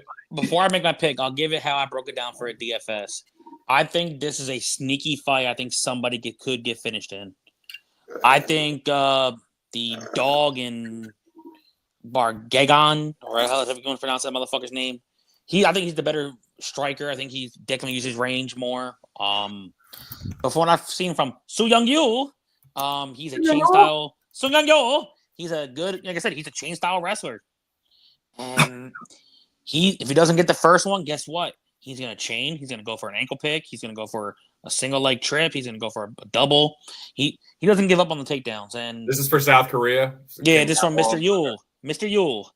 And what I've seen from the dog, 3 of his 5 losses have gone by finish. 2 in round 1, 1 in round 3. I think if it's early, I think Su Young, I think he's going to definitely get the takedown. And I think he's live for submission. I think he's going to be the better pure grappler and minute winner, especially if he gets to the ground. But if he stays on the feet, I think the dog's live to win a volume-based decision. Did everybody go on that, Moise? Did you give? But I'm definitely leaning towards you. Moise was on you. Crank that you. I love you. Watch me, you a Korean hoe. He's one of my sneaky DFS plays. I did give out though. I think, oh God, I don't even fucking know, dude. Do I have to give a fucking pick? I think I picked the Korean. I think I picked Kim Kaplan, the fucking Korean, but I don't know, man. I'm getting the aura vibe from fucking Bear Gang. He feels like the one that's like ready to whoop ass a little bit more. You look like he was ready to fucking like die or something. He didn't look very good at the stare downs, but I do think he's a better grappler, kind of a striker versus grappler. That seems to be kind of a theme on this card, boys. Just like striker versus grappler fucking ass fights. Yeah, give me the South Korean, but it's like the least confident favorite I have. Like Bear Gang looks like he might just fucking chin check this dude. But one thing I will say, TC, I'm not touching many. Like I'll do money lines and everything for like those contests for the road to the UFC. But if I did have a prop, just an individual straight play, free money play, I'm probably looking at you by submission. Yeah, nice. Yeah, you're on whatever that was, Zach. You're thanking me for. You're unwelcome. You're reverse welcome. No, I'm just kidding. Yeah, man. Shout out to the fucking dome up in here, Bo Jackson. What up? Yeah, what up? What up, Zach? Well, yeah, say something smart, dumbass. No, I'm just playing. Shout out to you guys, man. Yeah, fucking, I don't know, dude. This is one I'm totally passing on. I have no fucking clue what's going to happen here. Bear Gang seems like if I had to make a pick, like, or a bet rather, it seems like Bear Gang or pass. But the pick, I've kind of been on Choi all week, and whenever I switch my pick, like I usually lose. So I'll just say with fucking you, but I just don't care. Pumped for the early start time. Nice. I am not so pumped for that. I'm gonna have to go to sleep here in like 6 hours or so. Yeah, I'm definitely going to sleep to get some little rest. Yeah, I'm not going to be able to watch any basketball games, but there is a game in the Hawaii Diamond Head Classic that goes off probably leading into the UFC card, and it's a huge favorite. But man, bro, North Carolina about to run them boys off the court. I'm about to throw them shits in some parlays, do something parlays. So, North Carolina will be featured in a lot of my parlays, I would imagine. Nice. Damn Tar Heel. What's the spread at? I mean, what would you think a North Carolina Hawaii basketball game would be at? Probably probably minus like 36.5. Minus 1,700 on the money line, minus 16.5. Wait. What was the spread? 16.5, bro. It's North Carolina. It's the number 10 team in the country playing Hawaii. Oh, the Island in the Hawaii Diamond Arrowhead Classic. So Hawaii hosts two tournaments every year in Honolulu, and it's Thanksgiving and Christmas. And they try to bring in like bigger teams, and the big teams are like, "Fuck yeah, we'll take a free vacation to fucking Hawaii." What? And it's on ESPN too, and it's the last game of the whole entire card for NBA and NCAA, and it's at 12:30 in the morning. Is the start time, so it starts basically at 1 a.m. If I'm up in time, I got my alarm set for 2:30. No, but what I'm saying is when you're throwing in a couple of your tickets, make sure you throw North Carolina in there, because if we're watching it live going into the UFC card, the head side on Hawaii would be wild, I would imagine, of like North Carolina would have to be down by like 8 to 10 points in this game for this line to move to them being an underdog. So we would have ample amount of hedge opportunity if that had to come in. But I think North Carolina is about to smoke the fucking doors off of them in this game. That's my add that to your UFC stuff action at the end of the prelims here, because a lot of people are going to be not thinking. We got Cage Warriors 181 popping off at the same exact time as the UFC. Fuck adding a minus 1,700 in parlays. I'm just saying, like, if you're going to do a fucking 7 to 10 leg parlay on this card, gives you extra sense. You could just throw it in there. Like, bro, we have over 300 events or matches that are going to be taking place in the next 8 to 10 hours. If you can't pick 5 or 7 and parlay and make money, you shouldn't be gambling. Yeah, motherfuckers. You heard what he said. The dogs are barking at Cage Warriors, so I'm looking forward to it. Oh, fucking on some Chapel Hill, some fucking Chapel Hill propaganda. No, I'm just playing. 1,700 in a parlay. Well, if you added a 1,700 to Mosh, I'll tell you would get even odds. Great. All right. Well, let's move into the main card opener, shall we? Ming Yang Zhang versus Ozzy Diaz. I will kick this one off. Ming Yang Zhang is a part of the core for the parlay this week for the podcast. That is the Locker Room Talk podcast.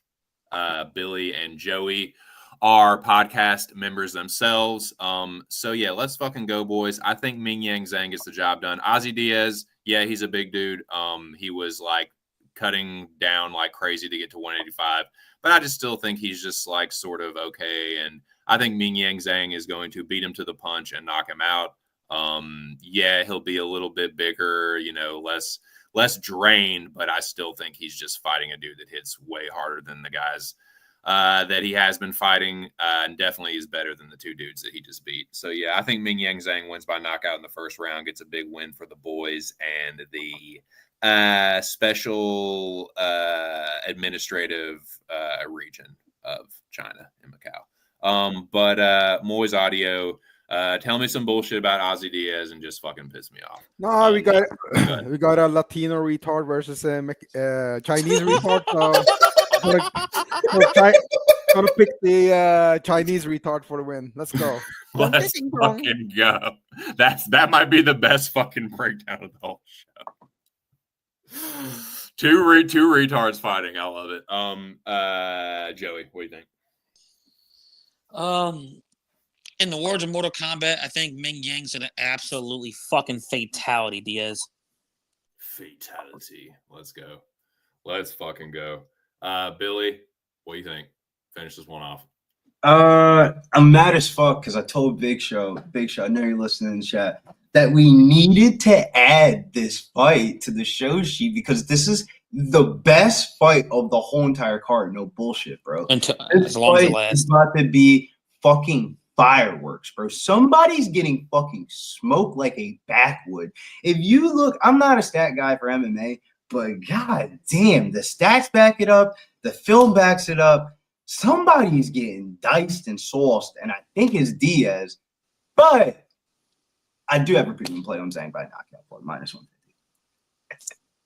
Yeah, for sure. I think Zhang's in a fucking flatline on bad. Well, here's the thing. So, like, people will look at Ming Yang's record and say, "Oh, he's been knocked out a few times." Like, yeah, but it was kind of like we were saying about somebody else earlier. Like, he's a young dude, man. He's like 26, and those knockout losses were like a few years ago. He was fighting. He was like, early 20s, late teens. So yeah, I think he's a little bit better than that now. And yeah, he's only 26, man. I think he's a little bit faster, and like, yeah, Diaz might be a little bit more durable, but he's also fighting dudes that are gonna hit harder. Like, I just don't think he's ready for Zhang, man. I think Zhang's gonna fuck him up and put on a show. But yeah, I mean, I guess a safer way to probably play it is inside the distance. If you're like, oh man, what if it's Zhang that gets clipped? Is like, he does get hit. He's been knocked out before, but I also think Diaz, he's been knocked out a couple times, and now he's gonna be getting that 205 return fire.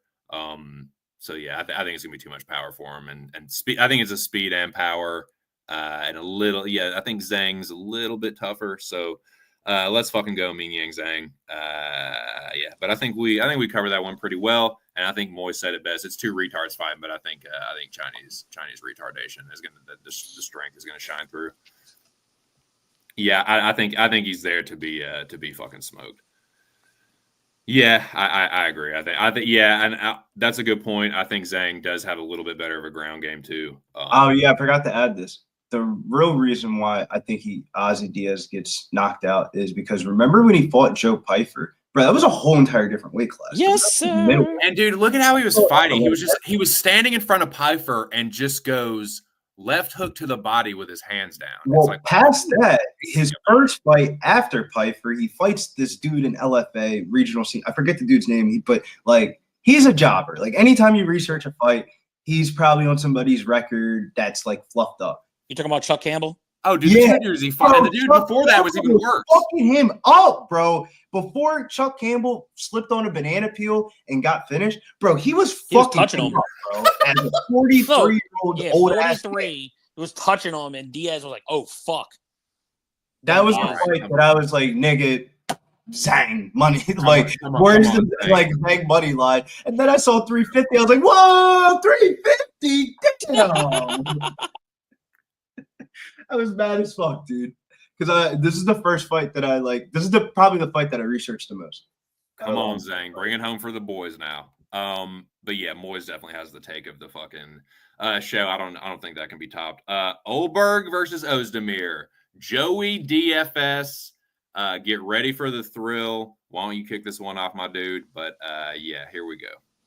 I hope you motherfuckers are ready for the thrill because my man Carlos Oberg about to knock Ozdemir the fuck out clean in round 1. Out cold round 1. 4 of 7 losses for Ozdemir are inside the distance. 3 in round 2, 1 in round 3. But he's never been knocked out. But you know what's going to happen? I think Ozdemir is going to try to get over aggressive, similar to Alonzo Menafield, and Oberg is going to chin check the living fuck out of him. And once he does that, I'll give it another fight or two. We may be seeing some gold around another city kickboxing fighter. I'm just gonna say it. I don't care who the champion is. Albert's gonna get that belt. That is a hot. We'll have to circle back to that one. Oh yeah, I forgot to put that one up there but yeah, I'll just go back to this real quick since we didn't. My dude, Big Show, was kind enough to give me the fight cards. You're the man, Big Show. So yeah, you see, it's about the same reach. Like Diaz is a little bit taller, but I think he's just going to be he's a bigger sack of potatoes to get fucking dropped. But anyways, man.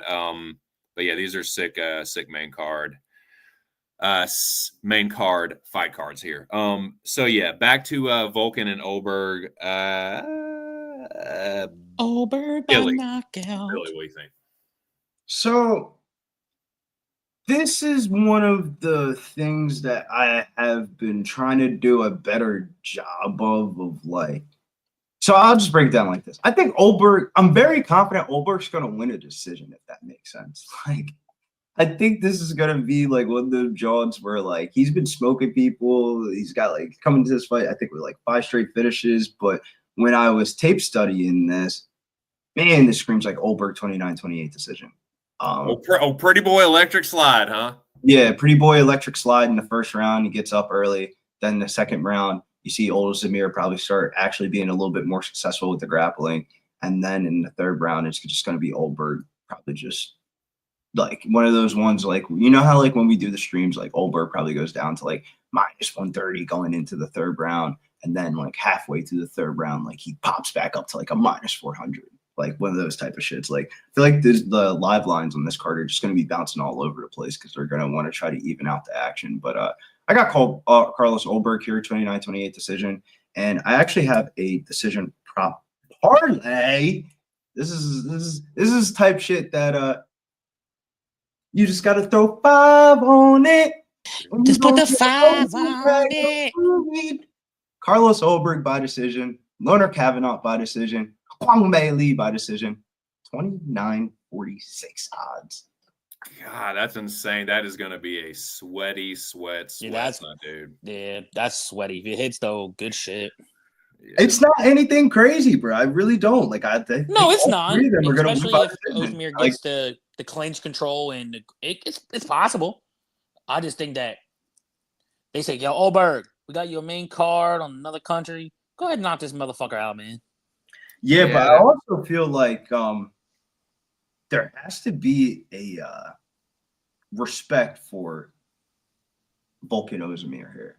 And that's why you see so many of the MMA bros betting Ozdemir. But this is just a value trap, 29-28 decision. Sometimes when favorites are not crazy minus 700 or 800, yeah, the fight's going to be closer, but just because a fight is closer doesn't mean they can't just win a decision like unanimously.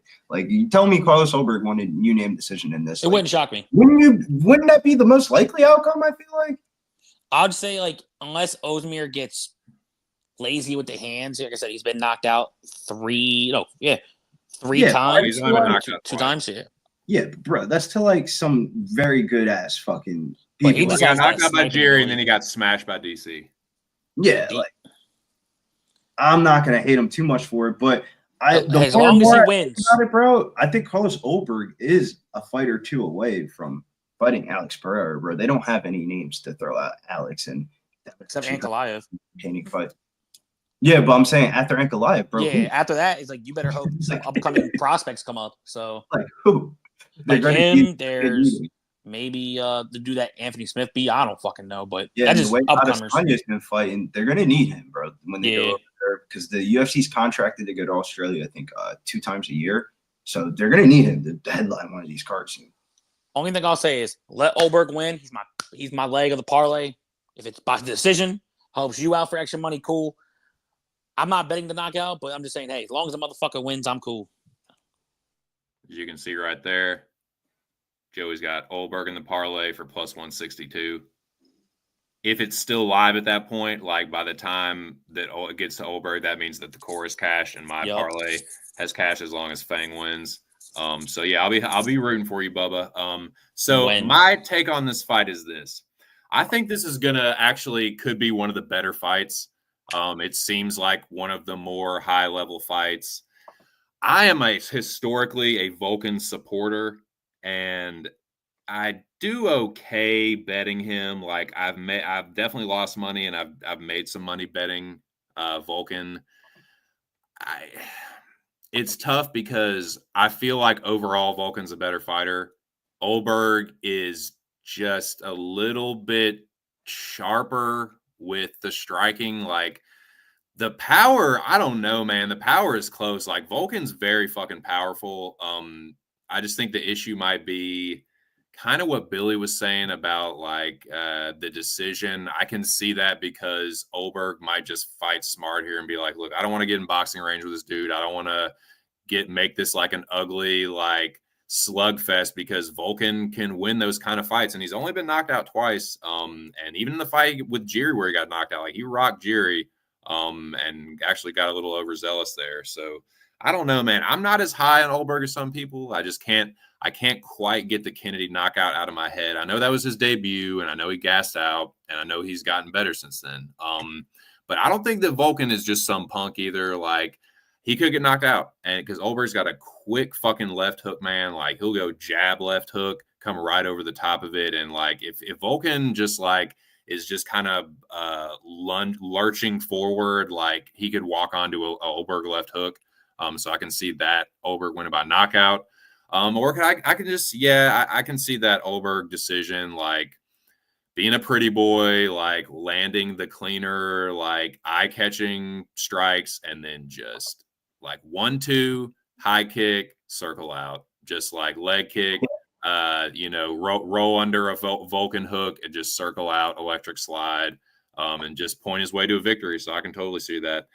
I'm gonna stay away though, man. Volkan could be a value trap, or he could look like one of the like most brilliant underdogs of the card because it could end up being a levels fight, man. Like you look at the dudes, like not like Olberg's fighting scrubs, but it's not the same level of dudes that Volkan fights on the regular. So Olberg could get checked a little bit here, which is why I'm staying away. Like him as an underdog, yeah, but Volkan, I can't quite get to the window with him either because I could see that Olberg like Volkan thinking he's like doing something, charging forward like against the fence, and Olberg just flashing that left hook and putting him down. So yeah, I'm gonna stay away, man. I'll pick Olberg, but yeah, and I'll be wishing Joey best of luck, but I got nothing on this one, man.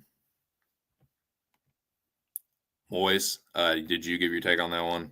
No, but I just it's a pass for me, but I do believe the fight will end with a knockout, and mainly because Volkan is a pressure fighter, and Ulberg is a counter striker. So somebody is going to get killed. So that's it. He counters well off the back foot too. I'll say that, man. He's used to people pressuring him. Like everybody tries to do it. So yeah. And I think that Kennedy fight, if it did change one thing, it's like how aggressive he is. Like he's much more, even against like Minifield, he was aggressive, but it's like Minifield was more aggressive. Like came to him, and he was still just like stayed composed and just fucking slumped him. So yeah, give me Olberg, but I'm not as confident as some people. Now, Billy, why don't you kick this one off? Joker and Fernandez, Gabriela Fernandez. Yeah, it's kind of a whack fight from a like betting perspective, because in my heart of hearts, this is a prime example of how people bet method of victory props and end up asking themselves, how'd you lose money on a fight? Prime examples like Bo Nickel from last week. Like I saw mad people lose money on Bo Nickel fight, and it was just because they had him in like inside the distance parlay instead of the money line. Feel like these are just one of those ones. I'm not going to get cute. I'm just going to take the win. Hopefully, I'm able to be smart enough to build around it. She's just going to win this fight. Like, there's just no ifs, ands, or buts about it. Yeah, I feel much the same way. It's Kong Wang for me. And I don't know method of victory. I'm not betting it, so it's not going to matter for me too much. I guess with the contest, I think I'll pick Wang by knockout. Well, I don't know, man. I don't feel too confident in a method of victory. Moyes, what do you think about this one? Like I said in our chat, Carly Judis landed, what was it? 110 head strikes on Gabriela, and that won't work against Kong Wang. She only needs 30 strikes, and Gabby is finished. So I got Kong Wang inside the distance, 10 minutes. So round 1-2. Let's fucking go. Woo. Joey, what do you think about this fight?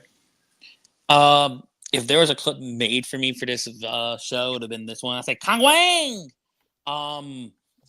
But yeah, I got Kong Wang. I don't have a method. I'm probably on the same stand as Billy. I'll probably just have her money line in a parlay to get some better odds on the 2 or 3 leg. I know Gabriella had never been finished, but I don't think she's been punched by anyone close to Kong Wang's ability. No shit. So could a Kong Wang knockout definitely work? Yes. But Kong Wang outside the UFC has shown that she can definitely take females to the ground. So maybe what if a Kong Wang maybe submission? That could be wild. For the contest, I might get different. I might go Kong Wang by decision, but I'm not betting any other theory or method. I'm just going to go Kong Wang. Right. Moyes, you're kind of making me think about I need to take off that Holberg thing.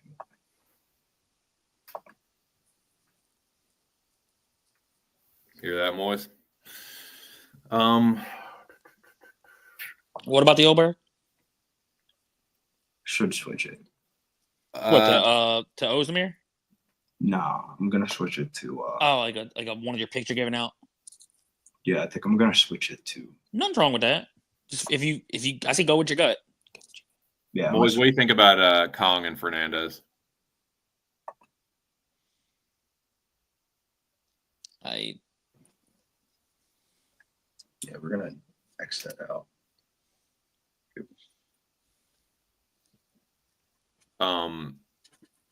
May have lost Moyes for a second, but he can give his take on that whenever he comes back. Yeah, it's just a fight that I don't.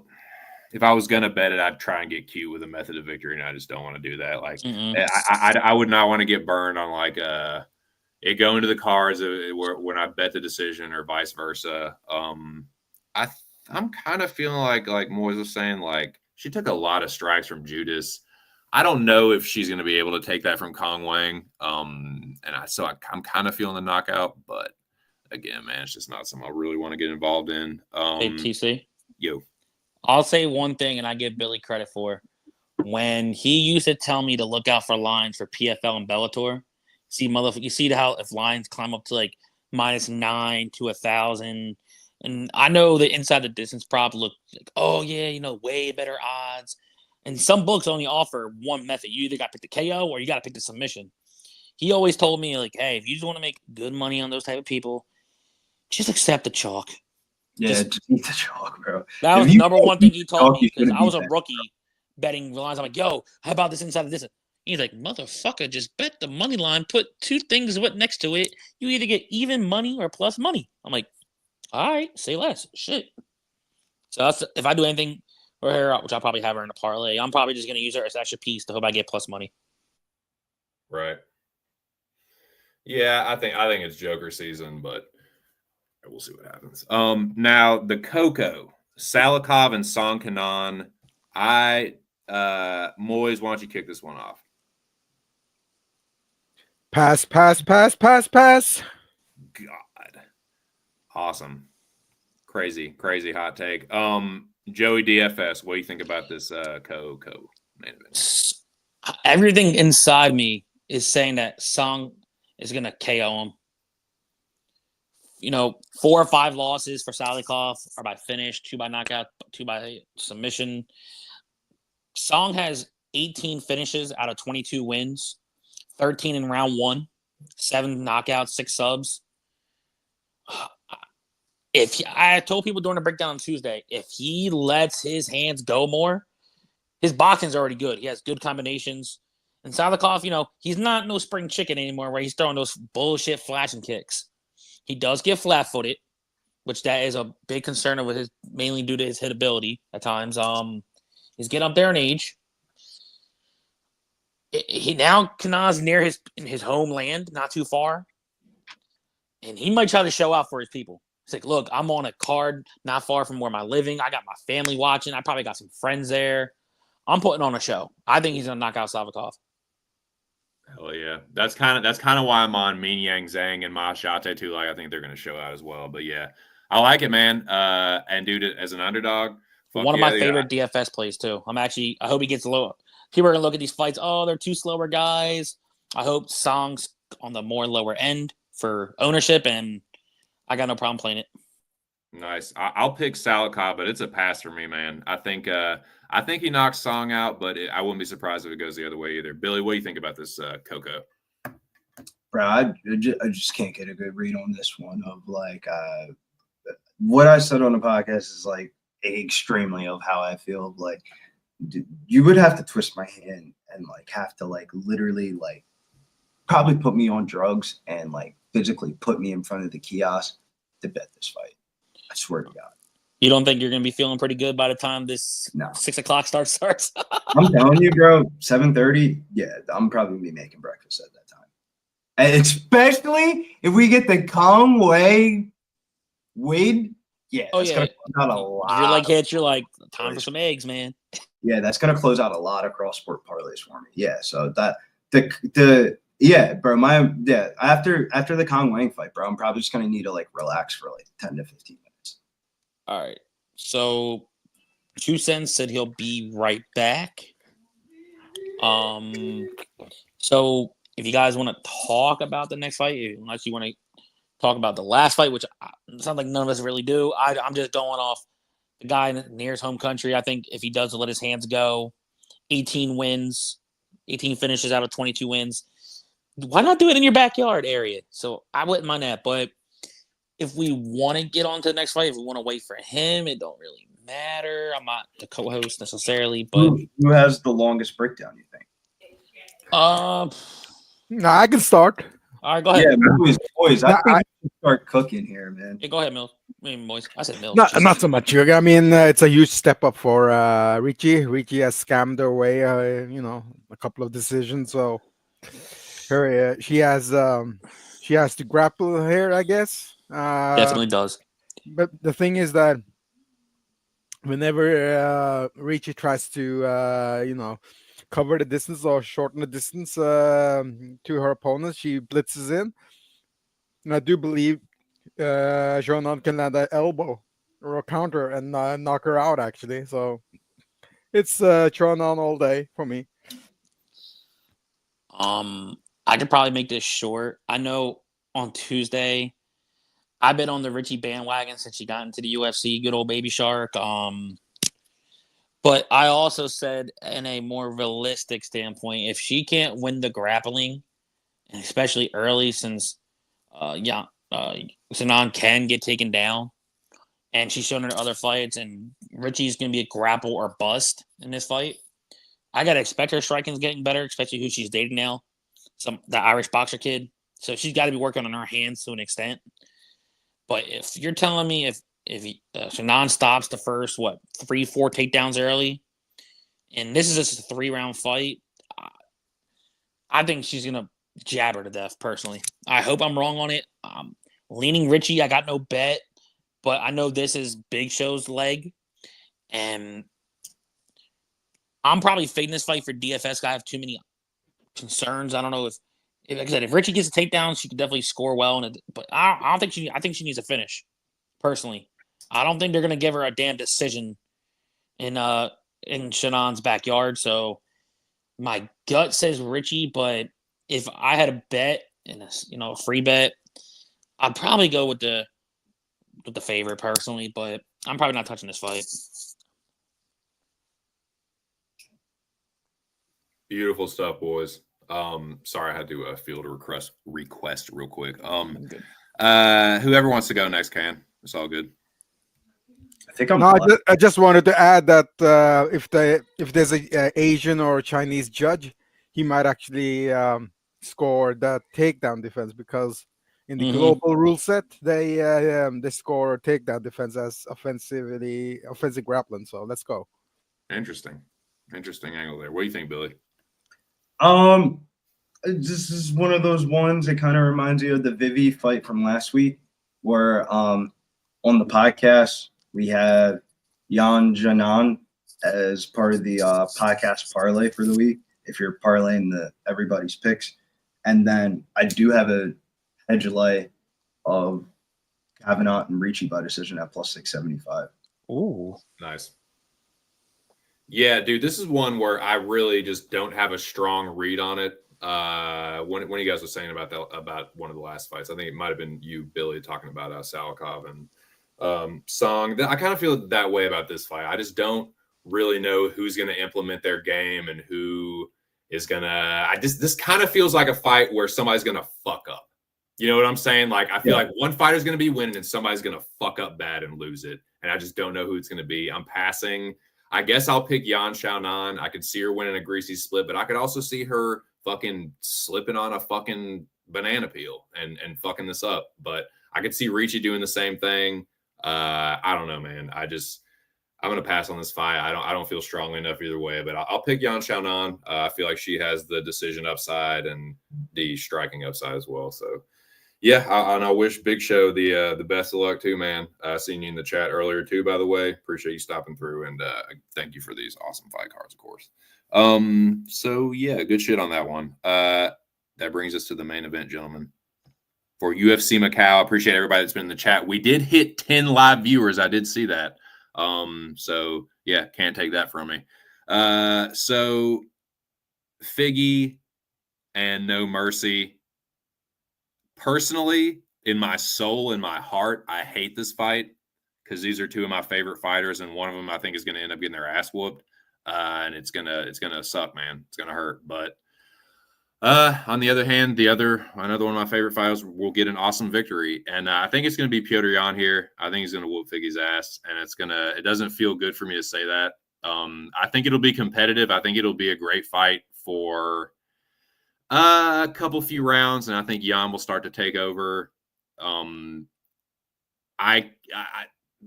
kind of feels like a value trap.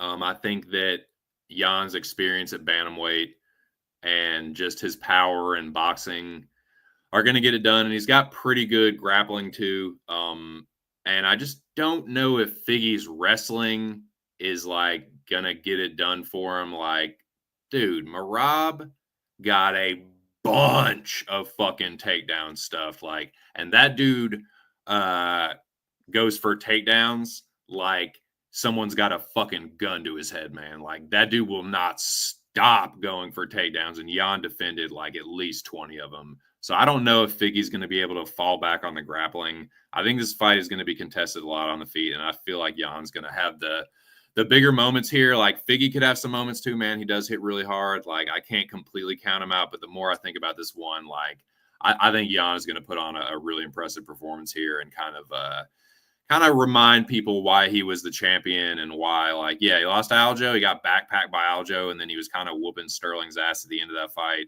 He really fucked him up in the first fight. Like, Merab, I've never seen Merab so, like, God, I got to get this takedown. Yeah, give me Jan here. But I'll give Figgy the respect and just pass. Like, it won't shock me if Figgy like gets a club and sub or something. But yeah, I think this is where the buck stops for Figgy at bantamweight, and kind of hurts my heart. But yeah, give me Jan here. Moy's Audio, my co-host, my faithful co-host. What do you think about this main event here? Yeah, it's Jan all day. I think Figgy will quit between round 4 and 5. So get those round props ready. Let's go. What up, little gay boy? What up, Lou? How are you, man? The Dangerous Alliance, dude. Resurrecting it from the fucking grave, dude. Post Halloween. What's up, my dude? The evil axis. Yeah, the fucking axis of evil. Well, you're just in time for the main event. Joey DFS. What do you think about this? If you told me this was a 3-round fight on another pay-per-view card, I'd probably lean Figgy because I know Peter Yan does tend to start slow at times. He's coming off a layoff, I believe, also, right? So maybe he could have some cobwebs. Who knows? The only thing I'll say about this fight with the Merab, of course, Figgy doesn't have the pure chain-style wrestling that Merab does. So all Merab was like, okay, I just got to try to get the underhook, defend the head, push it off. If you told me Merab showed any type of Brazilian Jiu-Jitsu and he maybe could have got the back, I think Figgy's definitely going to try to have moments of trying to do so. And if he does, I think he's the better grappler. He's definitely been more active this year, especially coming up to 135. My pick's Figgy. But as Moy said, could Figgy potentially slow down around 4 and 5, and you can get a juicy prop for Peter Yan there? Absolutely. But I'm going Figgy. I'm riding with the more active, the more, he's showing some good performances at 135. But we'll see. We'll see what Yan comes back to, especially coming off a layoff. All right. Well, this will be your last time on the stream. I hope you enjoyed it. I hope it was worth it. No, I'm just playing. I'm just joking. Billy, what do you think about this main event? I started looking at the chat, and I was like, because now I can see the chat so close to my face now. I was like, who said some dumb shit in the chat? It was funny. This is one of those fights where I don't want to be invested into this fight at all, because the average person is gonna probably just parlay Peter Yan. This is probably gonna be like closing out their parlay. They're probably just waking up for the main card, et cetera, et cetera. Peter Yan probably wins. I think the bet on this fight is probably Peter Yan round 4, 4-5, or by decision on FanDuel at -120. I thought that was really good odds. I thought about tipping it out, but I got an hour. I got an hour and a half to figure out what I'm going to do with premiums for this weekend. So, man, how do you guys feel about that, Peter Yan round 4, 5, or decision? It's not a bad lean. My only pushback on that would be is if you feel like Yan is going to get one of those, like you bet, you might as well just like go Yan inside the distance or Yan by knockout, just because you wouldn't want to get burned if he knocks him out in like round 3 or something, or round 2. But no, I mean, you're going to get way better odds. That would be my only pushback, is like maybe if you had Yan inside the distance on something, or just had that, if you felt confident enough that he was going to stop him, and in case that bites you. Yeah, because the way everything's set up for me right now is by the Kong Wang fight, I know I'm going to be either up money or fucking broke. For sure, dude. There's a couple fights like that for me, dude. Like I will know by at this point what fucking my night is gonna look like. So and it's gonna be a Saturday morning too. So I would say secondly for me would be the co-main event is big for our locker room podcast parlay because I ended up doing like a parlay parachute spinoff of just to defeat the juice on some of these lines. Ma Shate by KO decision, Zhang by KO decision, Bang money line, Wong money line, and then I took Yan by decision for Big Show's leg, and it was like plus 608. Oh shit! Yeah, that's pretty good odds, bro. Like you could throw $10 on that and win 100. Mm-hmm. Yeah, I don't hate that. Maybe Jan is a little bit more cautious. Yeah, I don't hate that angle. Well, you got to remember Dana White is Tabitha Ricci's boyfriend's fucking manager for his boxing career. Yeah, niggas invested. Yeah, for sure. Well, shit, boys, that'll do it, man. We got through the card, like, we're just over 2 hours, and I spent the first half hour just fucking yakking. So, man, good shit, dude. We got through UFC Macau. Those motherfuckers are going to start at 3 a.m. tomorrow morning. It is going to come quick. So, yeah, I'm going to get to bed early tonight. Early to bed, early to rise. But, man, appreciate Early you to all. bed, early to rise makes a man gay. Boys, right. before you get on out of here, could you let me know what's your favorite Cage Warriors dogs? Because I got a couple favorites in some parlays, like fucking Chiamu, Leon Ames, and Charles Joyner, and like mixed in throughout. I'll tell you right now. It's Mafalda Carmona. She's a dog. Aiden Lee, submission specialist, plus 125 now. The line is moving down now. Who else? Theodor Berggren, plus 163 from Sweden.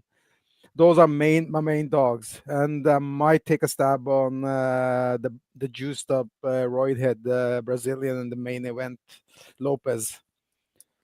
I don't blame you, man. When I saw that Harry Hardwick line at minus 250, I thought that was a trap line. So I ended up. This is on Thursday, like before and I ended up playing Kennedy Freeman, and that line has moved $1.75 the opposite direction of my parlay.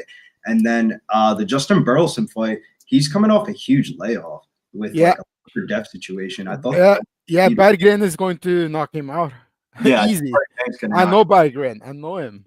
So, what'd you think about James Parrott fight? Is James Parrott actually going to lose a fight now? No, James Parrott is so good. He's too good. Too good.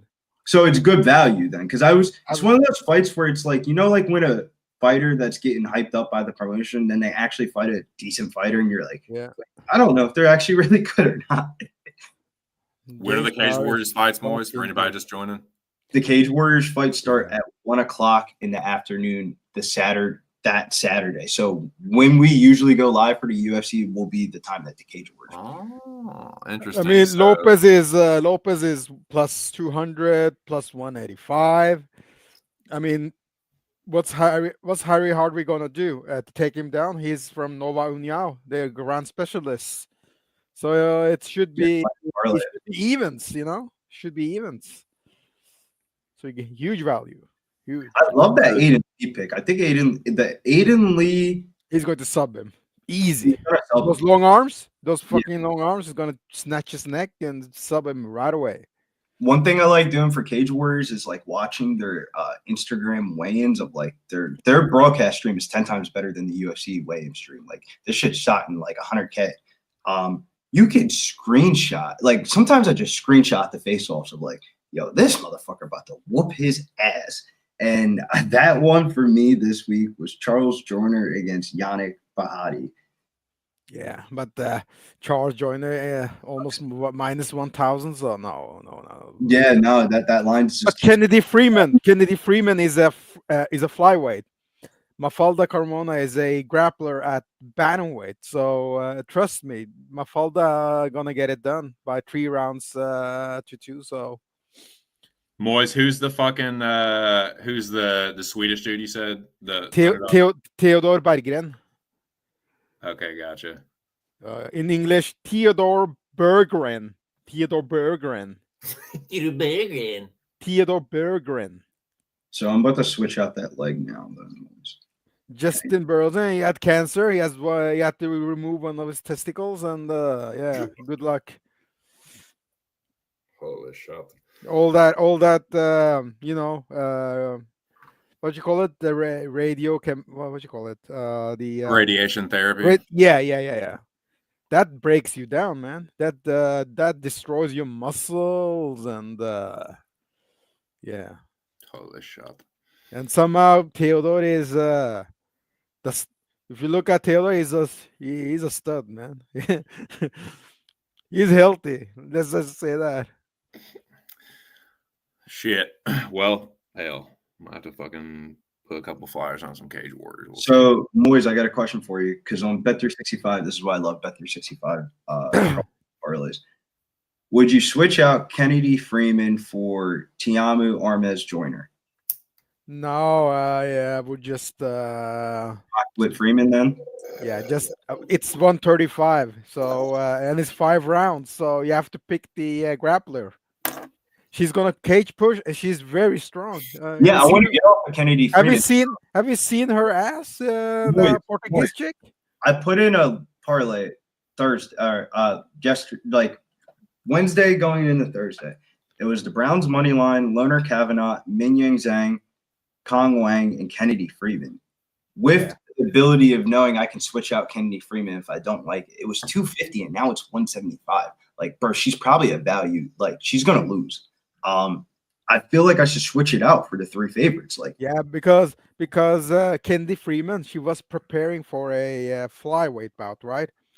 So in the last like two weeks ago, her opponent pulled out, and they offered her Mafalda. And Mafalda, she trains with Cavalcanti and the chick from Panama. What's her name? What's her name again? Oh, she's in the UFC. She's from Panama. What's her name again? She got her submission last fight in the UFC. Jocelyn. Yeah. Ugly girls don't get remembered in the UFC, unfortunately. No slight to Jocelyn. Fuck, I'm gonna have. Boys, am I cursed or uncursed? What do you think? No, we will now uncurse you. So you have to figure out how we're gonna uncurse. So yeah.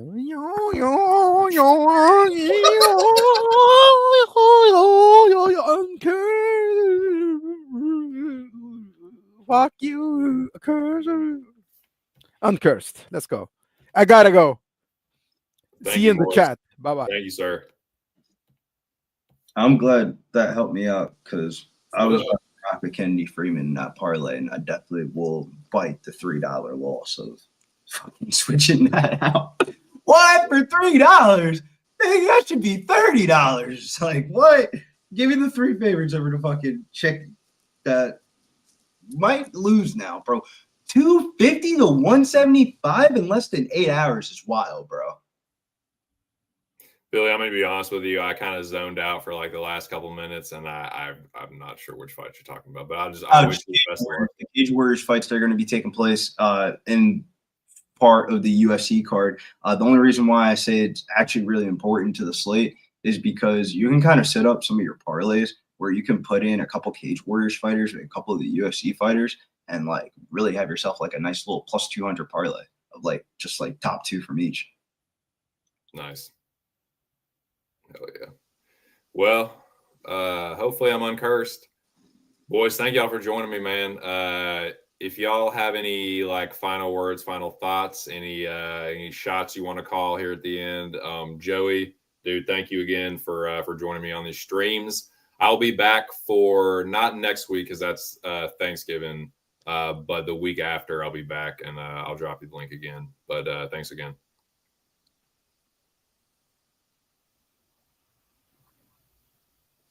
Joey, can you hear me? Oh, I hear you. My fault.